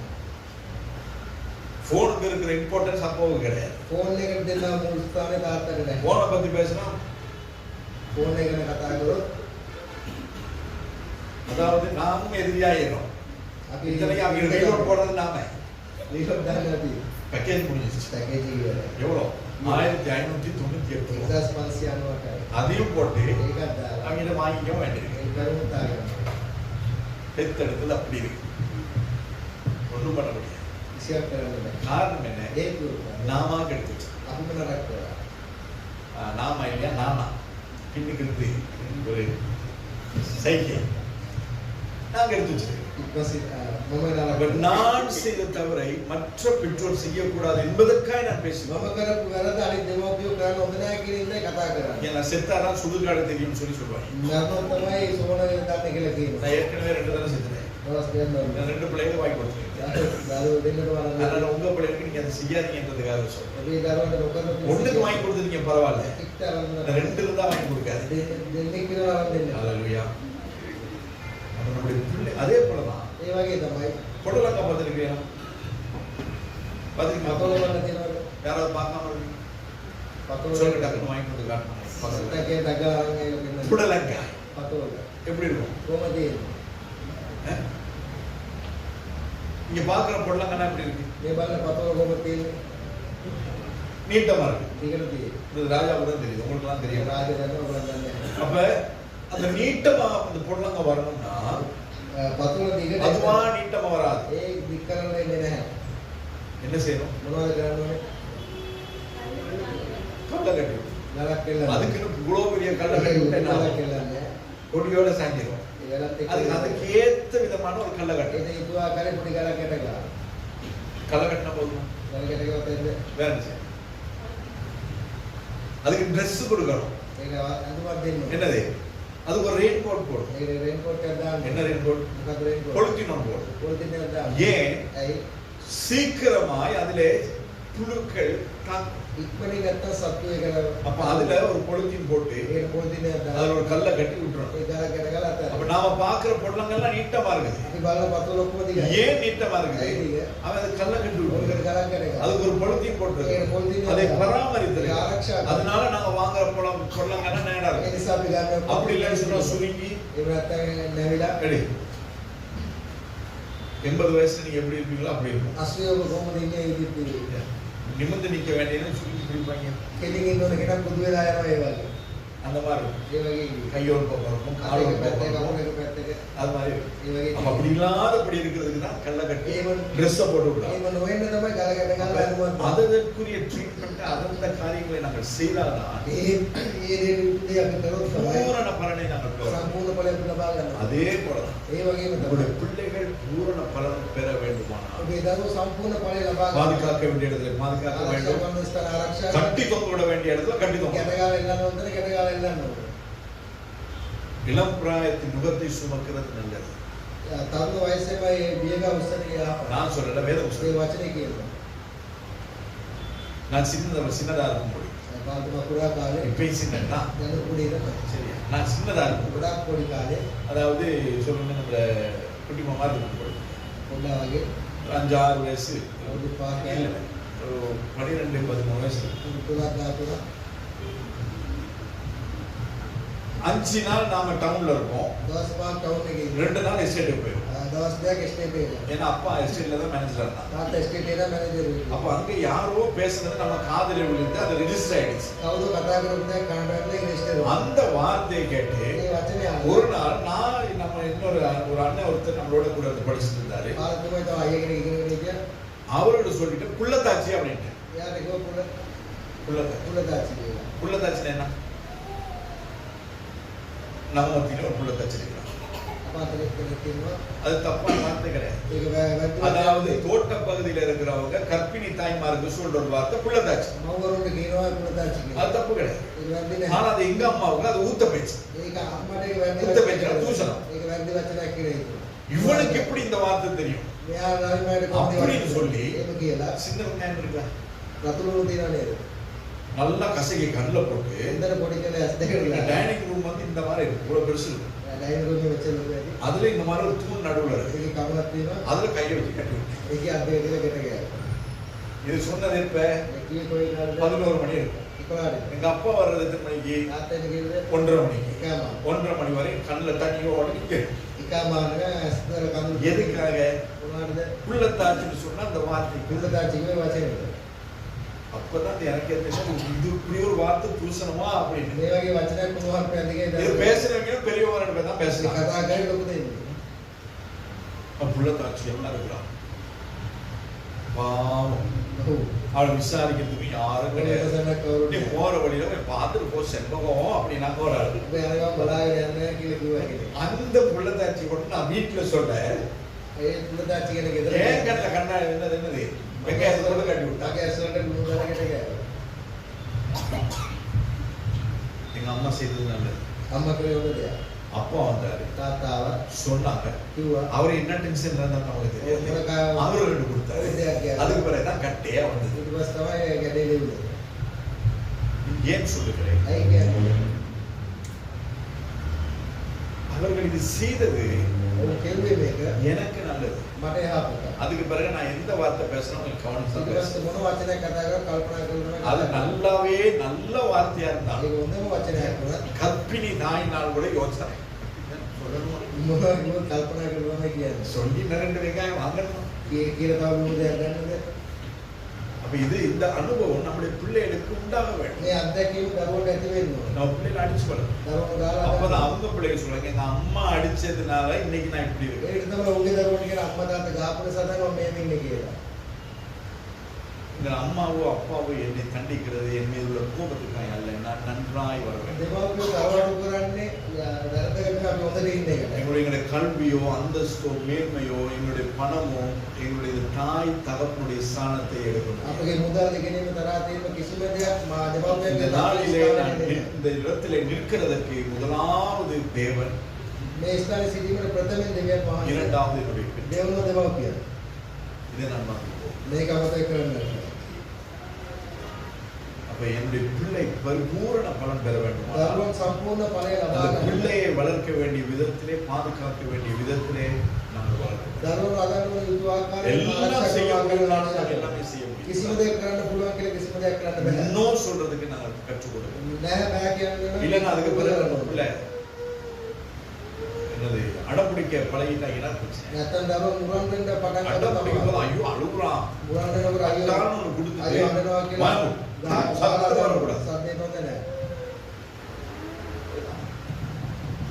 அதை நான் என்னுடைய பெற்றோரை நான் பார்த்துருக்கேன். දෙමාපියෝ තුලදී බලලා තියෙනවා. எங்க தங்கச்சி மகன் නංගිගේ පුතා. அவன் என்ன சரி ஏதாவது கண்ணாடியில பாத்துட்டானா මොකක්ද කන්නඩිය ரோட்ல பரண்டாடுவாப்ல පාර පෙරලන්නේ. ஆள்கிட்ட அடிச்சுட்டு போல அந்த இடத்துல அங்கேயே நின்றுவான். මේ ස්ථානෙම අඬලෙන්ම නවති. அதுக்கு பிறகு அவங்க போய் வாங்கி கொடுப்பான். ඊට පස්සේ උන්ගේ අරන් දෙනවා. ஏன்னா அவங்க ரெண்டு பேருமே அக்கௌண்டன்ஸ். උන් දෙනවා account அந்த டவுன்ல அநேகமா எல்லா கடைகளோட அக்கௌண்ட்டும் அவங்க கணக்கும் அவங்க தான் பார்ப்பாங்க. ඒ ටවුන් එකේ ඉඳන් அதனால காசு இருக்கோ இல்லையோ கடனுக்கு வாங்கி கொடுத்துருவாங்க. සල්ලි அப்புறம் තිබ්බට නේද කයිදල අරන් දෙයි. கணக்குல கழிச்சுக்கிறோம். ඒක ගණන් බලනකොට අඩු කරගන්න. இல்லைன்னா இல்ல. නැත්තම් නෑ. இது உனக்கு இப்ப செட் ஆகாத செட் මේක ஆகாது. ඔබට හරියන්නේ නැත්තම් නෑ.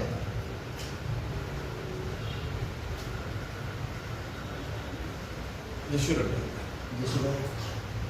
அவரை கர்த்தர் சொல்லி இந்த இடத்துல ஒரு நாள் நான் அபிஷேகம் பண்ணேன். දෙවියන් වහන්සේ කියලා මේ ස්ථානයේ දවසක ආලේප කරා. அவருக்கு தெரிஞ்சு போட்டாரோ தெரியாம போட்டாரோ தெரியாது. ඔව් දැනගෙන දැම්මම නම් නොදැනුවත් ஆனா දැම්මම. இன்னைக்கு அவர் போட்டிருக்கிறது பாஸ்டர் கூட வச்சு ஷேர் போட்டு. ඔය දාලා තියෙන්නේ පාස්ටර් කොල්ලගේ අවසරයට.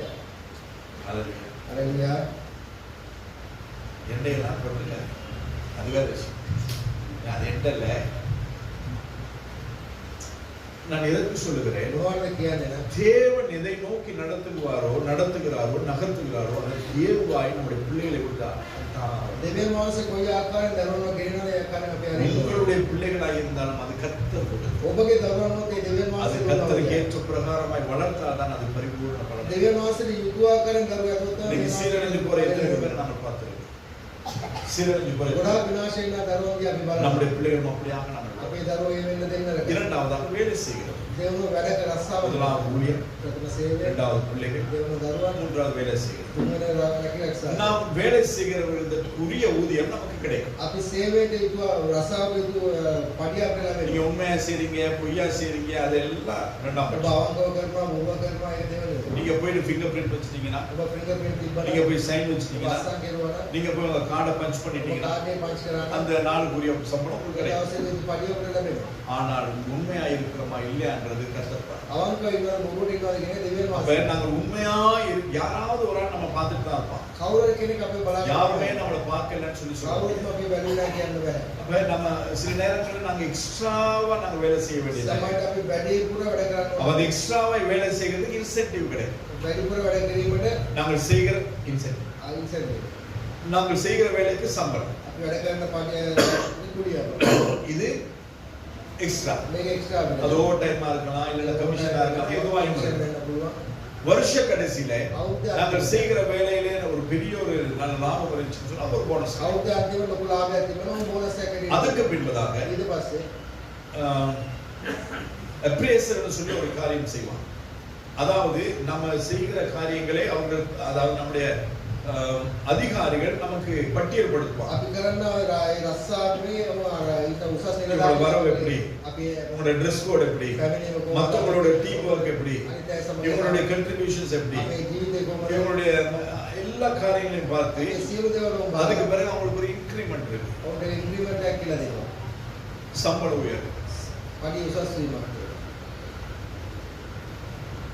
அதுக்கு பிறகு ඊට පස්සේ அவங்க அப்படியே அந்த கம்பெனிலே தொடர்ந்து பல வருஷங்கள் வாழ்ந்துட்டா ඒ කායතනේ අවුරුදු ගානක් அவருடைய உண்மைத்துவத்தை, ඔහුගේ අවංකකම, அவருடைய வேலை திறனை, ඔහුගේ රක්ෂාවේ, அவருடைய தகமைகளை, ඔහුගේ උසස් அவருடைய முன்னேற்றங்களை ඔහුගේ උසස් பார்த்து அந்த கம்பெனிலேயே ஒரு ஷேர் கொடுப்பாங்க. டைரக்டராவோ இல்ல சிஇஓவோ ஏதோ ஒரு போஸ்ட் ඒක கொடுப்பாங்க. බලලෙවල ඔහු ආයතනේ அப்ப කොටස්කාරයෙක් சாதாரணமாய் வந்து சேர்ந்தவர் සාමාන්‍යයෙන් ඇතුළු වෙච්ච இப்ப කෙනෙක්. அந்த இடத்துல வந்து என்ன இருக்கிறார்? දැන් ඒ ස්ථානේ මොකක් හරි දෙන්නේ ஒரு அதிகாரப்பூர்வமான ஒரு ஸ்தானம். ඒක උසස් තත්ත්වයක ඉන්නේ. அதுக்கு காரணம் என்ன? ඒකට හේතුව මොකක්ද? அவர்களுக்கு கொடுக்கப்பட்ட வேலையை அவர் உண்மையாய் ඔහු செய்தார். දීපේ රාජකාරිය අවංකව அவர்களுக்கு கொடுக்கப்பட்ட காரியத்திலே உத்தமமாய் ඔහු இருந்தார். දීපු දේ තුල ඔහු අවංකව அதன் நிமித்தமாய் ඒ නිසා அந்த வேலை தளத்திலே அவர்களோடு கூட சேர்ந்து அநேகர் வேலைக்கு ඒ வந்திருந்தார்கள். ආයතන තුල ඔහුසම ගොඩක් අය රස්සාවට එන්නේ නැති.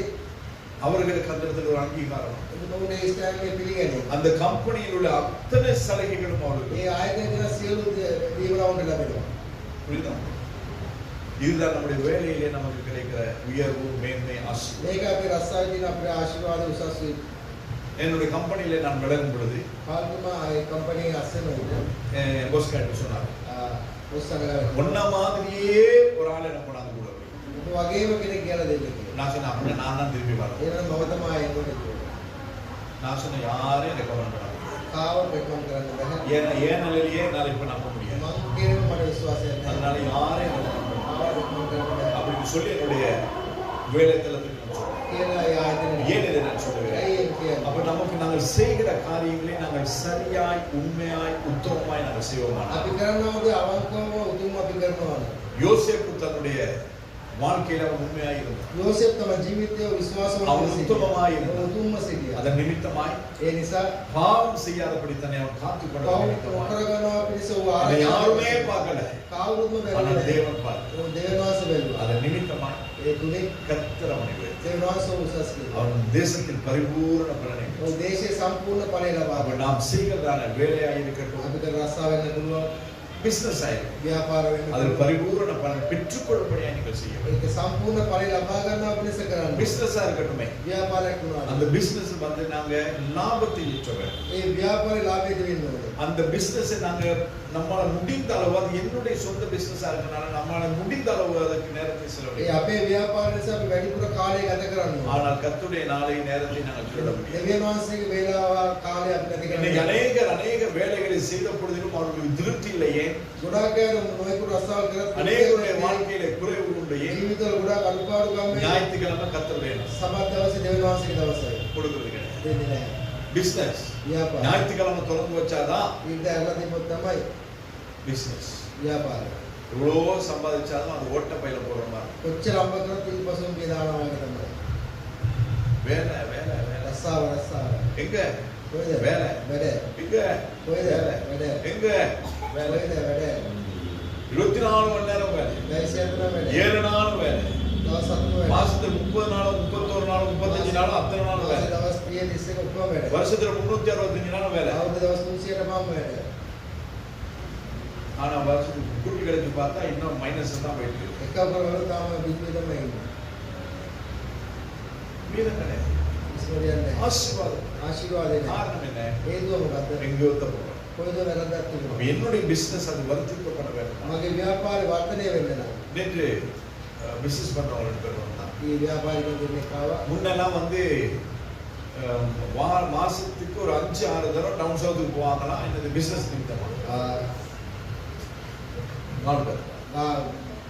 ගාල් පැත්තට යනවලු ව්‍යාපාරය නිසා මාසෙට 3-4 පාරක්. ஆனா இப்ப அவங்க போறதுக்கு இஷ்டம் இல்ல. දැන් යන්න කැමතිම නැහැ. ஏன் அவ்வளவு சம்பாதிச்சு என்னதுக்கு? ඉච්චර අම්බ කරලා මොනවා? ஆண்டவர் வர போறாரு. දේවදාසෙන් சாப்பிடுறதுக்கு, කන්න, இருக்கிறதுக்கு ඉන්න, போதுமானதுன்னா போதும். සഹാයකට அப்படி තිබෙනවා. அந்த திருப்திக்கு அவர்கள் வந்திருக்கிறார். ඒ තෘප්තියම නැති තිබෙනවා. அந்த திருப்தி அவருடைய ஆசீர்வாதம். ඒ තෘප්තිමත්කම උන්ගේ ආශිර්වාදයක් කියලා පත් වෙලා. நீதிமொழிகளை வாசிச்சு பாருங்க. හිතෝපදේශය කියවලා බලන්න. விசிறித்தனம் பண்ணி இல்லாம போனவங்க இருக்காங்க. ගන්නක ලෝභකම් කරලා ஆறு இறைச்சி அவங்க மிச்சம் எடுக்கிறவங்க. ගොඩාක් අයට දී දන් දීලා ඉතුරු කරගත්තේ நாம் எங்க இருக்கிறோம் பாருங்க. අපි කොහෙද ඉන්නේ බලන්න. நாம் செய்கிறதை சரியாய் செய்கிறோம். අපි කරන දේ හරියට කරනවා. உங்களுடைய வியாபாரத்திலே, අපේ ව්‍යාපාරේ உங்களுடைய வியாபாரம் ඔබේ ව්‍යාපාරයක් ඔබට තිබෙනවා. உங்களுடைய வியாபாரத்திலே ஆண்டவர் உங்களுடைய பார்ட்னராக இருக்கிறார். ඔබේ ව්‍යාපාරයේ දෙවියන් වහන්සේ ඔබේ පාර්ට්නර් වෙන්න ඕනේ. புரியுதா? තේරුණාද? அவர் உங்களுடைய வியாபாரத்திலே பார்ட்னரா උන්වහන්සේගේ ව්‍යාපාරේ පාර්ට්නර් කෙනෙක් ஆட்டோ වෙනවා. ஓட்டுறீங்களா? ත්‍රිවිධ දුරවල அவர் அந்த ஆட்டோ அவர் வாங்கி கொடுத்ததா வச்சுக்கிறேன். ත්‍රිවිධ ඕවාරත්තර ක්‍රේතාවක් சாப்பாடு கடை வச்சிருக்கீங்களா? කැමරා තියාගෙන சாப்பாடு கடை அவர் வச்சு கொடுத்ததா வச்சுக்கிறேன். ඒකත් උන්වහන්සේ දුන්නා කියන්නේ நீங்க தான் சமைக்கிறது, பாசம் கட்டுறது, விற்கிறது எல்லாமே நீங்க. කොහොමද තමයි. ஆனா முதல் போட்டதுக்கு ඒකේ මුදල දැම්ම දෙවියන් அப்ப වහන්සේ. அவரை உங்களுடைய பிசினஸ்ல பார்ட்னரா வச்சிட்டீங்கன்னு சொன்னா උන්වහන්සේව ඔබ පාර්ට්නර් කෙනෙක් තබා உங்களுடைய ගන්න. பிசினஸ்ல குறைவு வரும். ඔබේ ව්‍යාපාරය අඩුකම් වෙන්නේ නැහැ. ஏன் சொன்னா 7வது நாள் அவரோட கூட ඒ சேர்ந்து අත්‍යවශ්‍ය දවස් උන්වහන්සේ 6 நாட்கள் நீங்க பிசினஸ் දවස් 6ක් ව්‍යාපාරේ மீதம் எடுக்கும்படியாக கர்த்தர் වැඩිපුර දෙවියන් වහන්සේ உங்களுடைய උන්වහන්සේ வியாபாரத்திலே பரிபூரண பலன் உண்டாகும். ව්‍යාපාරේ සම්පූර්ණ ඵලය බලවා ගන්න. நிறைய நேரத்தில் நம்முடைய வாழ்க்கையில குறைவுக்கு காரணம் ගොඩාක් වෙලාවට අපේ ජීවිතේ අඩුකම් වලට හේතුව මේයි. நேற்று முன்னாளோட விதற்கு சொல்லி ඊයේ වෙන දෙකට நம்ம කියන්නේ சர்ச்ல ஒரு டீம் வச்சு දේවස්ථානයේ කණ්ඩායමක් அவங்களுக்கு சொல்லிடணும் மாசம் கூலியை நீங்க கட்டிருங்க, මාසෙ කුලිය ඔබ ගෙවන්න. மாசம் 1 லட்சம் ரூபாய் எனக்கு சம்பளமா මාසෙ கொடுத்துருங்க. ලක්ෂයක් පඩිය දෙන්න அப்படின்னா சர்ச் எப்படி ஆகும்னு தெரியல. සභාවක් මොනවා වෙයිද? நீங்க உங்களுக்கு எந்த ஒரு கஷ்டமும் கிடையாது. අද අපිට කිසිම இந்த மத்த சபைகள்ல வந்து ரெண்ட் கொடுக்கிறதுக்கு வேற ஆள் අනිත් இருக்காங்க. සභාවල කුලිය දෙන්න මොකක්ද? மாஸ்டருக்கு சாமம் வாங்கி கொடுக்கிறதுக்கு வேற ஆள் இருக்காங்க. බටර් දෙන්න මොකක්ද? மாஸ்டருக்கு இன்னும் மட்டும் தேத்தனி ஊத்துறதுக்குன்னு ஆள் මාස්ටර් இருக்காங்க. කියා දේවක් ගන්න කෙනෙක්. அந்த தேத்தனி மாவுல வேற யாருக்காவது கொடுத்துட்டாங்கன்னா இப்ப சர்ச்சுக்குள்ள பிரச்சனை ஆயிடும். ඒ පිටිවල වෙන කවුරුත් මොන එකක් ප්‍රශ්නයක්. கேட்டது சொல்லு. ආපු දෙය කියන්නේ. இது எல்லா சபைகளும் இருக்குது. ඒ ආකාරයේ උපසමාවක් තිබෙනවා. ஆ? இன்னும் பாஸ்டர் போகணும் பைபிள் தூக்கிட்டு பின்னுக்கே ஓடுறவங்க இருக்காங்க. මාස්ටර් යනවා බයිබල් උස්සන පිටපස්සේ எப்படா பாஸ்டர் ட்ரெஸ் கழுவாரு கொண்டு கழுவணும் பார்த்துட்டு මාස්ටර් இருக்காங்க. කොයිලාගේ ෂර්ට් එක අරම ගලවන්න හොදන්න බලාගෙන இங்க அப்படி கிடையாது. මේම නැහැ. இங்க ஒண்ணும் கிடையாது. ඒ කිසිවක් නැහැ. பாஸ்டரும் குடும்பமா அவங்க சாப்பிட்டாங்கன்னா உயிரோட இருக்காங்கன்னு பார்க்க கூட ஆள் கிடையாது. කෑවර ජීවිතේ මතර ஞாயிற்றுக்கிழமை தானே அவரு பாஸ்டர் பேசுறோம். ඉන්දර දැක්ක පාස්ටර් ජේසුපිටයි பாஸ்டர் பேசுறோம். ජේසුපිටයි லோன பாத்தீங்களா? பாஸ்டர் பேசுறோம். පාස්ටර් ජේසුපිටයි சிஸ்டர் பேசுறோம். සිස්ටර් ජේසුපිටයි இதுதான் நம்ம சபை. මේක තමයි අපේ සභාව. அப்புறம் எப்படி உங்களுக்கு பரிபூர்ண பலன் ඔවුන් உண்டாகும்? සම්පූර්ණ ඵලය ලබා உண்டாகாது. ඇතියෙන්නේ නැහැ. ராத்திரில இருந்து விடிய வரையும் வேலை செஞ்சாலும் கடைசியில் வீட்டுக்கு போகும்போது ஒண்ணு இல்லாம ඇය ඉන්න උදේනක වැඩ කරලා ගෙදර යනකොට මොකුත් නැහැ. வாங்கிட்டு தான் போறீங்க. අරගෙන තමයි යන්නේ. எப்படி பேக் ஓட்ட ஆக்சிடென்ட் කොහොමද தெரியல. bag එකේ வாங்குற பருப்பெல்லாம் ரோட்ல ගත්ත පරිප්පු ඔක්කොම පාරේ. 2 கிலோ பருப்பு ஒரு கைப்பிடி பருப்பு தான் பேக்ல පරිප්පු இருக்கு. කිලෝ දෙකක් එක පිටේ බෑග් එකේ තියෙනවා.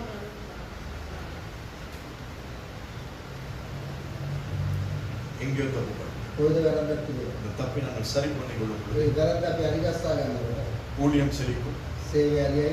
படிப்பு செழிக்கும், ඉගෙනීම සඵලවත් වෙයි. எங்களுடைய வியாபாரம் செழிக்கும், ව්‍යාපාරය සඵලවත් වෙයි. எல்லாவற்றிலும் பரிபூர்ணம். ඔක්කොම සම්පූර්ණකමක් තියෙනවා. மத்திய 7வது அதிகாரம் 20வது வசனத்தில் ඒ வாசிக்கிறோம். 7:20 කියවල. அதனால் அவருடைய கனிகளினாலே அவர்களை அறிவித்தார். ඔවුන්ගේ පළවල් තුලින් ඔවුන් දැනගනි. நமக்கு நிறைய இல்லாம இருக்கலாம். අපිට ගොඩාක් ඇති වෙන්න சில පුළුවන්. நேரம் பாருங்க நம்ம இடத்துல வீட்டுல இருக்க மரமா இருக்கட்டும் ஏதாவது ஒண்ணா இருக்கும் அது 1 2 தான் வரும். ගෙදර දින ගාම වාරි වෙන මොනක් ஆனா அந்த 1 2 இருக்குதே பாருங்க. එකක් දෙකක් තියෙනකොටම බලන්න. அந்த 1 2 1 2 தான். ඒ එක දෙකම තමයි. அவ்வளவு டேஸ்டா එච්චර රසට. சாப்பிட்டு கேட்பீங்க வேற இல்லை. කාලා ඉවර නැද්ද?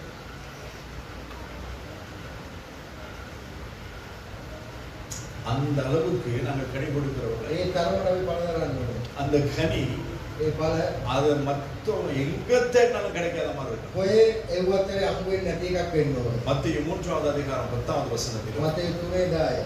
லூக்கா 3வது அதிகாரம் 9வது வசனத்தில் ලුක් 3:9.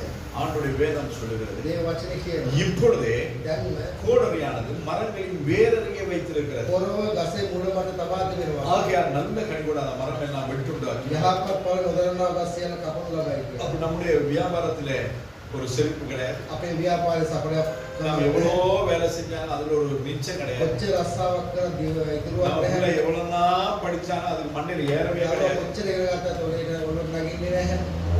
நாம் எவ்வளவுதான் ஊழியம் செஞ்சாலும் நன்மையே கிடையாது. කොච්චර සේවය කරත් යහපතක් නැහැ. நினைச்சுக்கிற வேண்டியது හිතා ගන්න ඕනේ. வெட்ட ரெடியா இருக்கு. කැපීමට සූදානම්ව තිබෙනවා කියලා. ஏன்? ඇයි? தேவன் எதிர்பார்க்கிற கனி அது கிடையாது. දෙවියන් වහන්සේ බලාපොරොත්තු ඵල ඒ තුල நாங்க போடுற எஃபர்ட்டுக்கு தக்க என்னது அவுட் கிடையாது. අපේ ක්‍රියාවලින් ඵලයක් අප තුල නැහැ. அதனாலே ඒක නිසා அதை ஆண்டவர் வெட்ட பாரு. දෙවියන් වහන්සේ කපන්න බලාගෙන ඉන්නවා. வெட்ட பார்க்காத இடத்துல நான் நீங்கள் இருக்க இருக்கிறது. කපන්න නොබලන්න ස්ථානයක 2 கொரிந்தியர் 11வது அதிகாரம் ඒක කොරින්ති 11 පරිච්ඡේදය 14 15வது வசனத்தை வாசிக்கிறோம். 14 15 அது ஆச்சரியம் அல்ல. ඒක පුදුමයක් சாத்தான மொழியின் தூதனுடைய வேஷத்தை தரித்து යක්ෂයා ආලෝකයේ දූතයාගේ ஆகையால் වෙස්තරය නිසා அவருடைய ஊழியக்காரர் நீதியின் ஊழியக்காரருடைய வேஷத்தை தரித்துக் கொண்டார். සේවකයන් ධර්මිෂ්ඨයන්ගේ වෙස්වල அது ஆச்சரியம் அல்லவே. ඒක පුදුමයක් නෙමෙයි. அவர்கள் முடிவு அவர்கள் கிரியைகளுக்கு தக்கதாயிருக்கும். ඔවුන්ගේ අවසානයේ ක්‍රියාවන්වලට යුතු ආකාරයෙන් තිබෙයි. இன்னைக்கு பாத்தீங்கன்னா අද බැලුවා அது ஊழியமாயிருக்கட்டும், සේවය වෙන්න පුළුවන්. விசுவாச மக்கள் போகிற අද ஆலயமாயிருக்கட்டும், ඒවාන්තන அவர்கள் பங்கு දේවස්ථානවල பெறுகிற ஊழியமாயிருக்கட்டும், සහභාගී වෙන எல்லாமே எப்படி இருக்கிறது? කොහොමද තියෙන්නේ? தேவன் சொல்லுகிற பிரகாரம் அல்ல, දෙවියන් වහන්සේ කියන ආකාරයට ஒளியின் தூதன் சொல்லுகிற விதமா. ආලෝකයේ දූතයා කියලා කියනවා. ஒளியின் தூதன் யாரு? ආලෝකයේ දූතයා කවුද?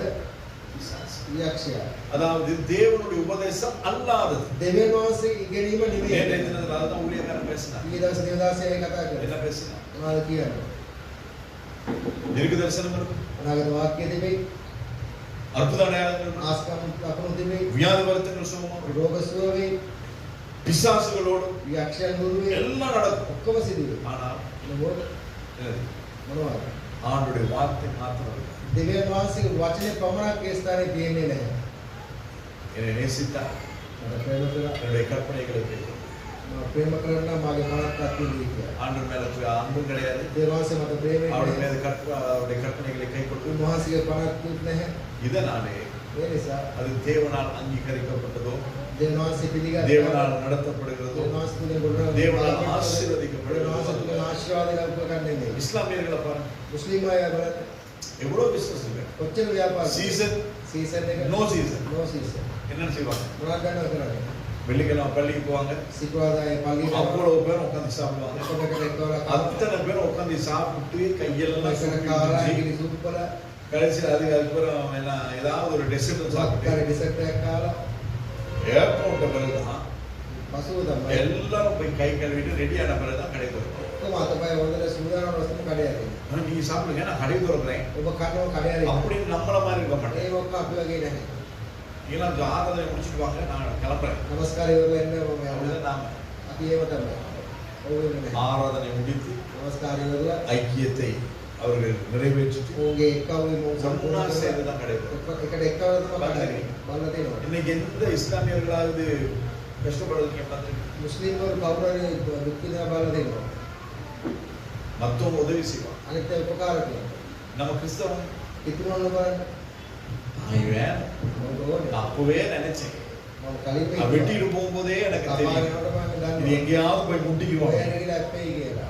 யார் சொல்லுவா? කවුද කියන්නේ? ஜீவனுள்ள தேவனை ஆராதிக்கிறவர்கள். ජීවමාන දේව වහන්සේ නමස්කාර කරනවා. மத்தவங்களுக்கு அப்படி கிடையாது. ඔවුන් ඒක அப்ப අනිත් නැහැ.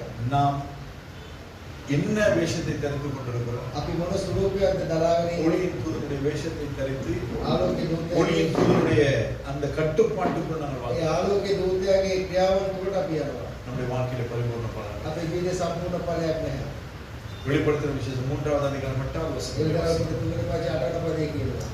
உன் கிரியைகளை அறிந்திருக்கிறேன், ඔබේ ක්‍රියාවන් දැන සිටින්න. உனக்கு கொஞ்சம் பலன் இருந்தது, ඔබට පොඩ්ඩක් බලය நீ දෙන්න. என் நாமத்தை மறுதலியா මාගේ නාමය என் ප්‍රතික්ෂේප வசனத்தை கை கொண்டபடினாலே මාගේ වචනය දරාගන්න. இதோ திறந்த வாசல் உனக்கு கொண்டதாக வைத்திருக்கிறேன், මෙන්න විවෘතව දොරටුව ඔබ ඉදිරියේ තබා அதை දෙන්න. ஒருவனும் கூட்ட மாட்டான். මේ කිසිවෙක් වසන්නේ නැහැ. ஹalleluya. හalleluya.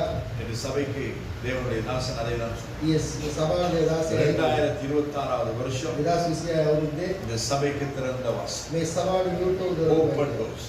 විවෘතව දොරටුව. இந்த வசனங்கள்லாம் இப்ப இருக்கிறது இப்பதான் எனக்கே ஞாபகம் வருது. මේ වචන තියෙන එක இந்த දැන් வசனங்களை கர்த்தர் நேற்றைய தினத்தில் தீர்க்க தரிசனமாய் பேசி මේ වචන අනාගත වාක්‍යයක් කියන දේ වෙනවාස කතා කරනවා. கர்த்தர் ஓபன் டோர்ஸ் வச்சிருக்கிறார். වෙනවාස විවෘතව දොරටුව තබා ஆனா දෙනවා. அந்த டோருக்கு வழியா நாங்க போனோம், මොකද දොරටුව තුලට අපි යනවා. அந்த வழியா போகாம මේ මාර්ගෙන් යන්න. பூட்டி இருக்க கதவை போய் நம்பிக்கிட்டு இருக்கக்கூடாது. වාර දෙක දොර ගිහලා இன்னும் திறக்கவே இல்லை. ඇරෙන්නේ නැහැ. என்ன இவ்வளவு டைட்டா கூட்டி இருக்குது, எவன் கூட்டினானோ தெரியலையே, சாவியை கவச்சாங்கன்னு தெரியல. ඉබදන්නේ. ஆண்டவருக்கு போகும் திறந்து දේනාස வச்சிருக்காரு. පිටතේ අරගෙන இங்க நாங்க என்ன பண்ணிட்டு இருக்கோம்? මේ පැත්තේ பூட்டுற கதவை திறக்கட்டும். වාපු දුර අරින්න උත්සාහ කරනවා. இதுதான் நம்முடைய வாழ்க்கை. මේකයි අපේ ජීවිතය. அப்ப நாம கர்த்தருடைய வார்த்தையின்படி வாழ்ந்தால் අපි මේ වචනම ජීවත් நமக்கு இருக்கிறது கொஞ்சம் பலனும், අපිට තියෙන පොඩි බලයක් நமக்கு இருக்கிறது அந்த கொஞ்சம் திராணியும் අපිට තියෙන පොඩි தேவனுடைய வசனத்தை கை கொண்டால் මේ වචනේ අපි අත්විඳනවා. இந்த திறந்த வாசல் මෙන්න විවෘත දොරටුවක් இந்த තියෙනවා. வருஷம் நமக்கு அப்படிதான் இருக்கும். මේ අවුරුද්දේම තමයි இந்த තියෙන්නේ. மாதம் அப்படி இருக்க මේ வேண்டும். මාසෙම තියෙන්නේ இந்த නෑ. மாதத்தின் மாதமாய் இருக்கட்டும். මේ මාසෙම පුළුවන්. ஆண்டுடைய வருகை பரியந்தமாய் பரிபூரண பலன் உங்களுக்கும் සම්පූර්ණ ඵලය நம்முடைய குழந்தைகளுக்கும் ඔබේ දරුවන්ට நம்முடைய குடும்பத்திற்கும் ඔබේ පවුලට நம்முடைய சபைக்கும் අපේ සභාවට இருக்க வேண்டுமானால் ඉවෙන්න නෑ. தேவன் சொல்லுகிற பிரகாரமாய் வாழ. දෙවියන් වහන්සේ කියන ආකාරයට ජීවත් වෙන්න ඕනේ. வெளிப்படுத்தின விசேஷம் 3வது அதிகாரம் 7வது வசனத்தின் 2வது பகுதி ඒ வாசித்து දරවලේ சொல்லப்படுகிறது. හදේ දෙවන කොටස කියනවා. ஒருவரும் கூட்டக்கூடாதபடி திறக்கிறவரும் කිසිවෙක් වසන්න බැරි ஒருவரும் ආකාරයට திறக்கக்கூடாதபடி பூட்டுகிறவருமாய் இருக்கிறவர் சொல்லுகிறார். කිසිවෙක් කරන්න බැරි ආකාරයට වසන කෙනාද කියනවා. அவர்தான் நமக்கு சொல்லுகிறார். උන්වහන්සේ තමයි අපිට කියන්නේ. அவர் திறந்தா ஒருத்தனான උන්වහන්සේ ඇරියොත් කිසිවෙකුට அவர் වසන්න බෑ. பூட்டினா எந்த கொம்பனாலையும் தர. උන්වහන්සේ වැසුවොත් කිසිවෙකුට බෑ අරින්න. நம்ம என்னதான் முயற்சி பண்ணாலும் நம்மால අපි ஒண்ணுமே செய்ய කොච්චර උත්සාහ කරත් කිසිවෙකුට බෑ. ஏன் ඇයි? அதை பூட்டினவர் கர்த்தர். ඒ විරුද්ධ කරේ දෙවියන් වහන්සේ. ஒண்ணுமே நடக்குதில்லையே பாஸ்டர். කිසිවක් නැහැනේ. ஒண்ணுமே செய்ய முடியலையே பாஸ்டர். எதை செஞ்சாலும் தோல்வியாவே முடியல. அப்படிதான் முடியும். ඒ උදායි වෙන්නේ. ஏன் ඇයි? ஆண்டவர் பூட்டி දෙවියන් வச்சிருக்கார். වහන්සේ වසා දෙන්නේ. திறக்க முடியாது. අරින්න බෑ. அப்ப ஆண்டோட நமக்கு ஆண்டோட இருக்கிறோம். දෙවියන් වහන්සේ ඊළඟ ස්වාමීන් ஆண்டவர் වහන්සේ சொன்னா, ஏன் திறந்தா வச்சிருக்கேன். දෙවියන් වහන්සේ කියන කලින් நீ அந்த බෑ. போம் இங்க இருந்து நிம்பிட்டு இருந்தா நாம என்ன ඒ செய்ய? යන්නේ මෙතෙන්ට ඇවිල්ලා ඉගෙන நம்முடைய මොනවද? கர்த்தர் நமக்காய் பரிபூர்ண பலனை வைத்து දෙවියන් වහන්සේ අපොදෙස සම්පූර්ණ ඵලය அந்த பரிபூர்ண ආශිර්වාද பலனை பெற்றுக்கொள்ளுகிறதும் நிராகரிக்கிறதும் அது நம்முடைய ඒ கருத்துல. සම්පූර්ණ ඵලය ලබා ගැනීම නැති கடைசியாக එකයි. 3வது அதிகாரம் 11வது வசனம். 3:7 வெளிப்படுத்தின விசேஷம். இதோ சீக்கிரமாய் வருகிறேன். මෙන්න ඉක්මනින් පැමිණෙනවා. ஒருவனும் கிரீடத்தை எடுத்துக்கொள்ளாதபடி කිසිවෙකු මේ ඔටුන නොලබා ගන්නවා කියලා. உனக்குள்ளதை பெற்றுக்கொள். උරුම තුල එළවා තබා ගන්න. கர்த்தர் நமக்கென்று எதை வைத்திருக்கிறார் දෙවියන් වහන්සේ අපොදෙස යමක් තබා දෙනවා. அதை பற்றி கொண்டு ඒ තබා ගන්න. அதுவே நம்மை பரலோகம் ඒම අප ස්වර්ගයට ගෙන යනවා. பரலோகம் கொண்டு போகுமாய் இருந்தா ස්වර්ගයටම ගෙන යයින. நன்றாய் கவனி. ඒක බලන්න. பரலோகம் கொண்டு போகுமாய் ස්වර්ගයටම ගෙන යයින. இந்த பூமியிலே நமக்கு தேவையானதை கர்த்தரிக்கிறார். මේ පොළොවේ අපේ අවශ්‍යතාවය ஏன்னா වහන්සේ நமக்கு பரலோகத்துக்கு தகுதியானவர்கள். ස්වර්ගයට සුදුසුසන්. அப்ப பரலோகத்துக்கு தகுதியானவர்களை இந்த பூலோகத்திலே கைவிட போறது கிடையாது. ස්වර්ගයට සුදුසුසන් මේ පොළොවේ වහන්සේ අත්හරින්න යන්නේ. ஏனென்றால் என்னை உங்களை ஆண்டவர் ரத்தம் சிந்தி வாங்கி ඒ වහන්සේ තම රුධිරය හලලා අපෝ වහන්සේ நாங்கள் வந்து අරන් சாதாரணமா வாங்கப்பட்டவர்கள் அல்ல. අපි නිකන් සාමාන්‍යයෙන් ගත්තා. ஆண்டவருடைய ரத்தம் நம்மை வாங்கி இருக்கிறது. දෙවියන් වහන්සේගේ දේවලින් අපව ලබා அந்த දෙනවා. ரத்தம் நம்ம இந்த பூமியிலும் ஆசீர்வதிக்கும். උන්වහන්සේගේ රුධිරය අපව පොළොවේ இந்த பூமியிலே දාශ வாழத்தக்கதான பரிந்து பேசுதலை நமக்கு පොළොවේ செய்யும். ජීවත් වෙන්න අවශ්‍ය කරන කතා කරයි. அது பரலோகத்தை நமக்கு தரும். ස්වර්ගය අපට ලබා දෙනවා. பரலோகம் போகும் வரை பூர்ணமாய் ස්වර්ගය ලබා ගන්න තෙක් සම්පූර්ණ අපට වග පෙන්නනවා. ஹalleluya. හalleluya. புரிஞ்சுதா? තේරුණාද? புரியாத நல்ல சொல்லலாம். ඒකට හalleluya කියමු. நாம் என்னைக்குதான் சொன்னோம். අපි කවදාද හalleluya. அதுக்கு மட்டும் சொல்றேன். ඒක විතරක් කියමු. என்னைக்காவது நீங்க சொல்லிருக்கீங்களா ஹalleluya ஆமென்? කවදාද අපේ හalleluya ආමෙන් நீங்களா நினைச்சு சொல்லிருக்கீங்க. ඔබම හිතලා කියා දෙනවා சொல்லிருக்கீங்களா இல்லையா? කියලා දෙනවා නේද? ஒரு ரெண்டு பேர். කියන දේ அது எப்பயாவது එකක් කොයිදාය வாக்கியம் ரிசீவ் பண்ண. ඒක ලබා ගන්න. ஆண்டவர் ஆசீர்வாதத்தை கொடுக்கும் பொழுது, ஒரு தீர்க்க தரிசனத்தை சொல்லும் பொழுது, ஒரு வாக்குத்தத்தத்தை சொல்லும் பொழுது அதை வாங்கணும். දේවාසේ පොරොන්දුවක් ආශිර්වාද කනාගත அது වාග්දානයක් வாங்காததற்கு காரணம் என்ன? ගන්න දෙයට හේතුව நாம இங்க இல்ல. අපි මේ නැහැ. நாம இங்கதான் உட்கார்ந்து இருக்கிறோம். මේ වාඩිලා ඉන්න. ஆனா கூடு விட்டு கூடு பாஞ்சு ரொம்ப நேரம் ஆகுது. නමුත් අපේ ශරීරයෙන් අපි எப்ப ஆராதனை முடிஞ்சு உட்கார்றோமோ නමස්කාරය ලබලා அப்பயே නැහැ. நாங்க இங்க அப்படியே போயிட்டோம். ඒම යනවා. இங்கதான் உட்கார்ந்து இருக்கிறோம். මේද වාඩිලා இது ඉන්න. அப்படியே போயிடுச்சு. ඒම ගියා. எங்க? කොහෙද? எங்கேயோ போயிடுச்சு. කොහෙද ගියා? அது எப்ப வரும்? කොහෙන්ද? ஹalleluya. හalleluya. அப்படின்னு வரும். දීර්ඝව என்னாச்சு? නාරුනේ ஒரு சத்தம் வந்துச்சு. සද්දයක් ආවා. கர்த்தர் உங்களை ஆசீர்வதிக்க விரும்புகிறார். දේවාස ආශිර්වාද ஆசீர்வாதத்தை இழந்து போகாத. ආශිර්වාදය වෙනවා පිණිස බලා ගන්න. ஹalleluya. හalleluya. உங்களுக்கு கிடைக்கும். ඔබට ලැබෙයි. நல்லா இருக்கும். ලැබෙයි. புரியுதா? கர்த்தருக்கு உண்மையா இருங்க கர்த்தர். දෙවියන් වහන්සේ විශ්වාසවන්ත වෙන්න උන්වහන්සේගේ ආශිර්වාද දෙන්න. எந்த ஒரு மனுஷனையும் பார்க்காதீங்க. කිසිම මනුෂ්‍යයෙක් දිහා බලන්න එපා. எது மேலும் நம்பிக்கை வைக்காது. කිසි දෙයක් කෙරෙහි විශ්වාසය තබන්න கர்த்தர் மேல එපා. மாத்திரம். දෙවියන් වහන්සේ මත පමණක් විශ්වාසය තබන්න. இவ்வளவுலாம் பேசுறேன்ல. මෙච්චරකම කතා කරනවා නේද? நமக்கு இவ்வளவு ஒரு நெருக்கத்துல இருக்கும் உங்களுக்கு தெரியும். කොච්චර තෙරපීමක් අතර ඉන්නවද දන්නවද? முடிஞ்ச பிறகு சொல்லுங்க. ඊවන පස්සේ කියනවා. ஆனால் නමුත් ஒரே நம்பிக்கை. එකම විශ්වාසය. திறந்த வாசல். විවෘතව දොරට கர்த்தரை. දේවාසය. நாம போய் நம்பிட்டு இருக்க வேண்டிய அவசியம் අපි இல்லை. ගිහලා අරගෙන ඉන්න ඕනේ නැහැ. ஒரு கதவு முன்னா கர்த்தர் 7 கதவை. එක දොරක් ඇස්වම නම් கர்த்தரை දේවාසය சாப்பிட்டு கொள்ளுங்கள். கர்த்தரை பிடித்துக் கொள்ளுங்கள். தேவாசம் கர்த்தர் மீது பற்றுதலாய். දෙවියන් වහන්සේ තුලම සිටින්න. வாக்கு பண்ணினவர் வாக்கு மாறாது. පුරන්දුන කෙනා වචන වෙනස් වෙන්නේ නැහැ. அவர் பொய் சொல்லுறது மனுஷன் கிடையாது. ඔව් බොරු කියන මිනිස්සෙක් නෙවෙයි. வார்த்தையினால் உலகத்தை உண்டாக்கி වචනේ තුලින් මුළු ලෝකෙම இன்று வரையும் அதை ஆண்டு நடத்துகிறார். අද තෙක් උන්වහන්සේ පාලනය කරනවා. எனக்காக அவர் ஒரே பேரான குமாரனை கொடுத்தார். මාව දෙසා තමගේ එක ජාතික පුත්‍රයාම දුන්නා. நமக்கு தேவையான தராமல் இருப்பார். අපට අවශ්‍ය දේ නොදී தருவார். නේ. ஹalleluya. හalleluya. சரி. நல்ல ஆண்டவரே, இந்த நாளுக்காக உங்களுக்கு நன்றி செலுத்துகிறோம். பரிபூரண பலனை இழந்து போகாதபடி எச்சரிக்கையாய் ஆண்டவரே, உங்களுடைய வாழ்க்கையில் எந்தெந்த ஸ்தானத்தில் எல்லாம் நாம் எச்சரிக்கையாய் இருக்க வேண்டும், எங்களுக்கு பெற்றுத்தாங்க. ஆவியானவரே, எங்களுக்கு போதித்து நடத்தும். இதுவரையிலும் நடத்தி வந்த கிருபைக்காய் சோதனை தொடர்ந்து நடத்தும். தேவ கிருபைக்குள்ள போதும் பேசுகிறேன் மூலமாக ஆமென். இந்த நேரத்தில்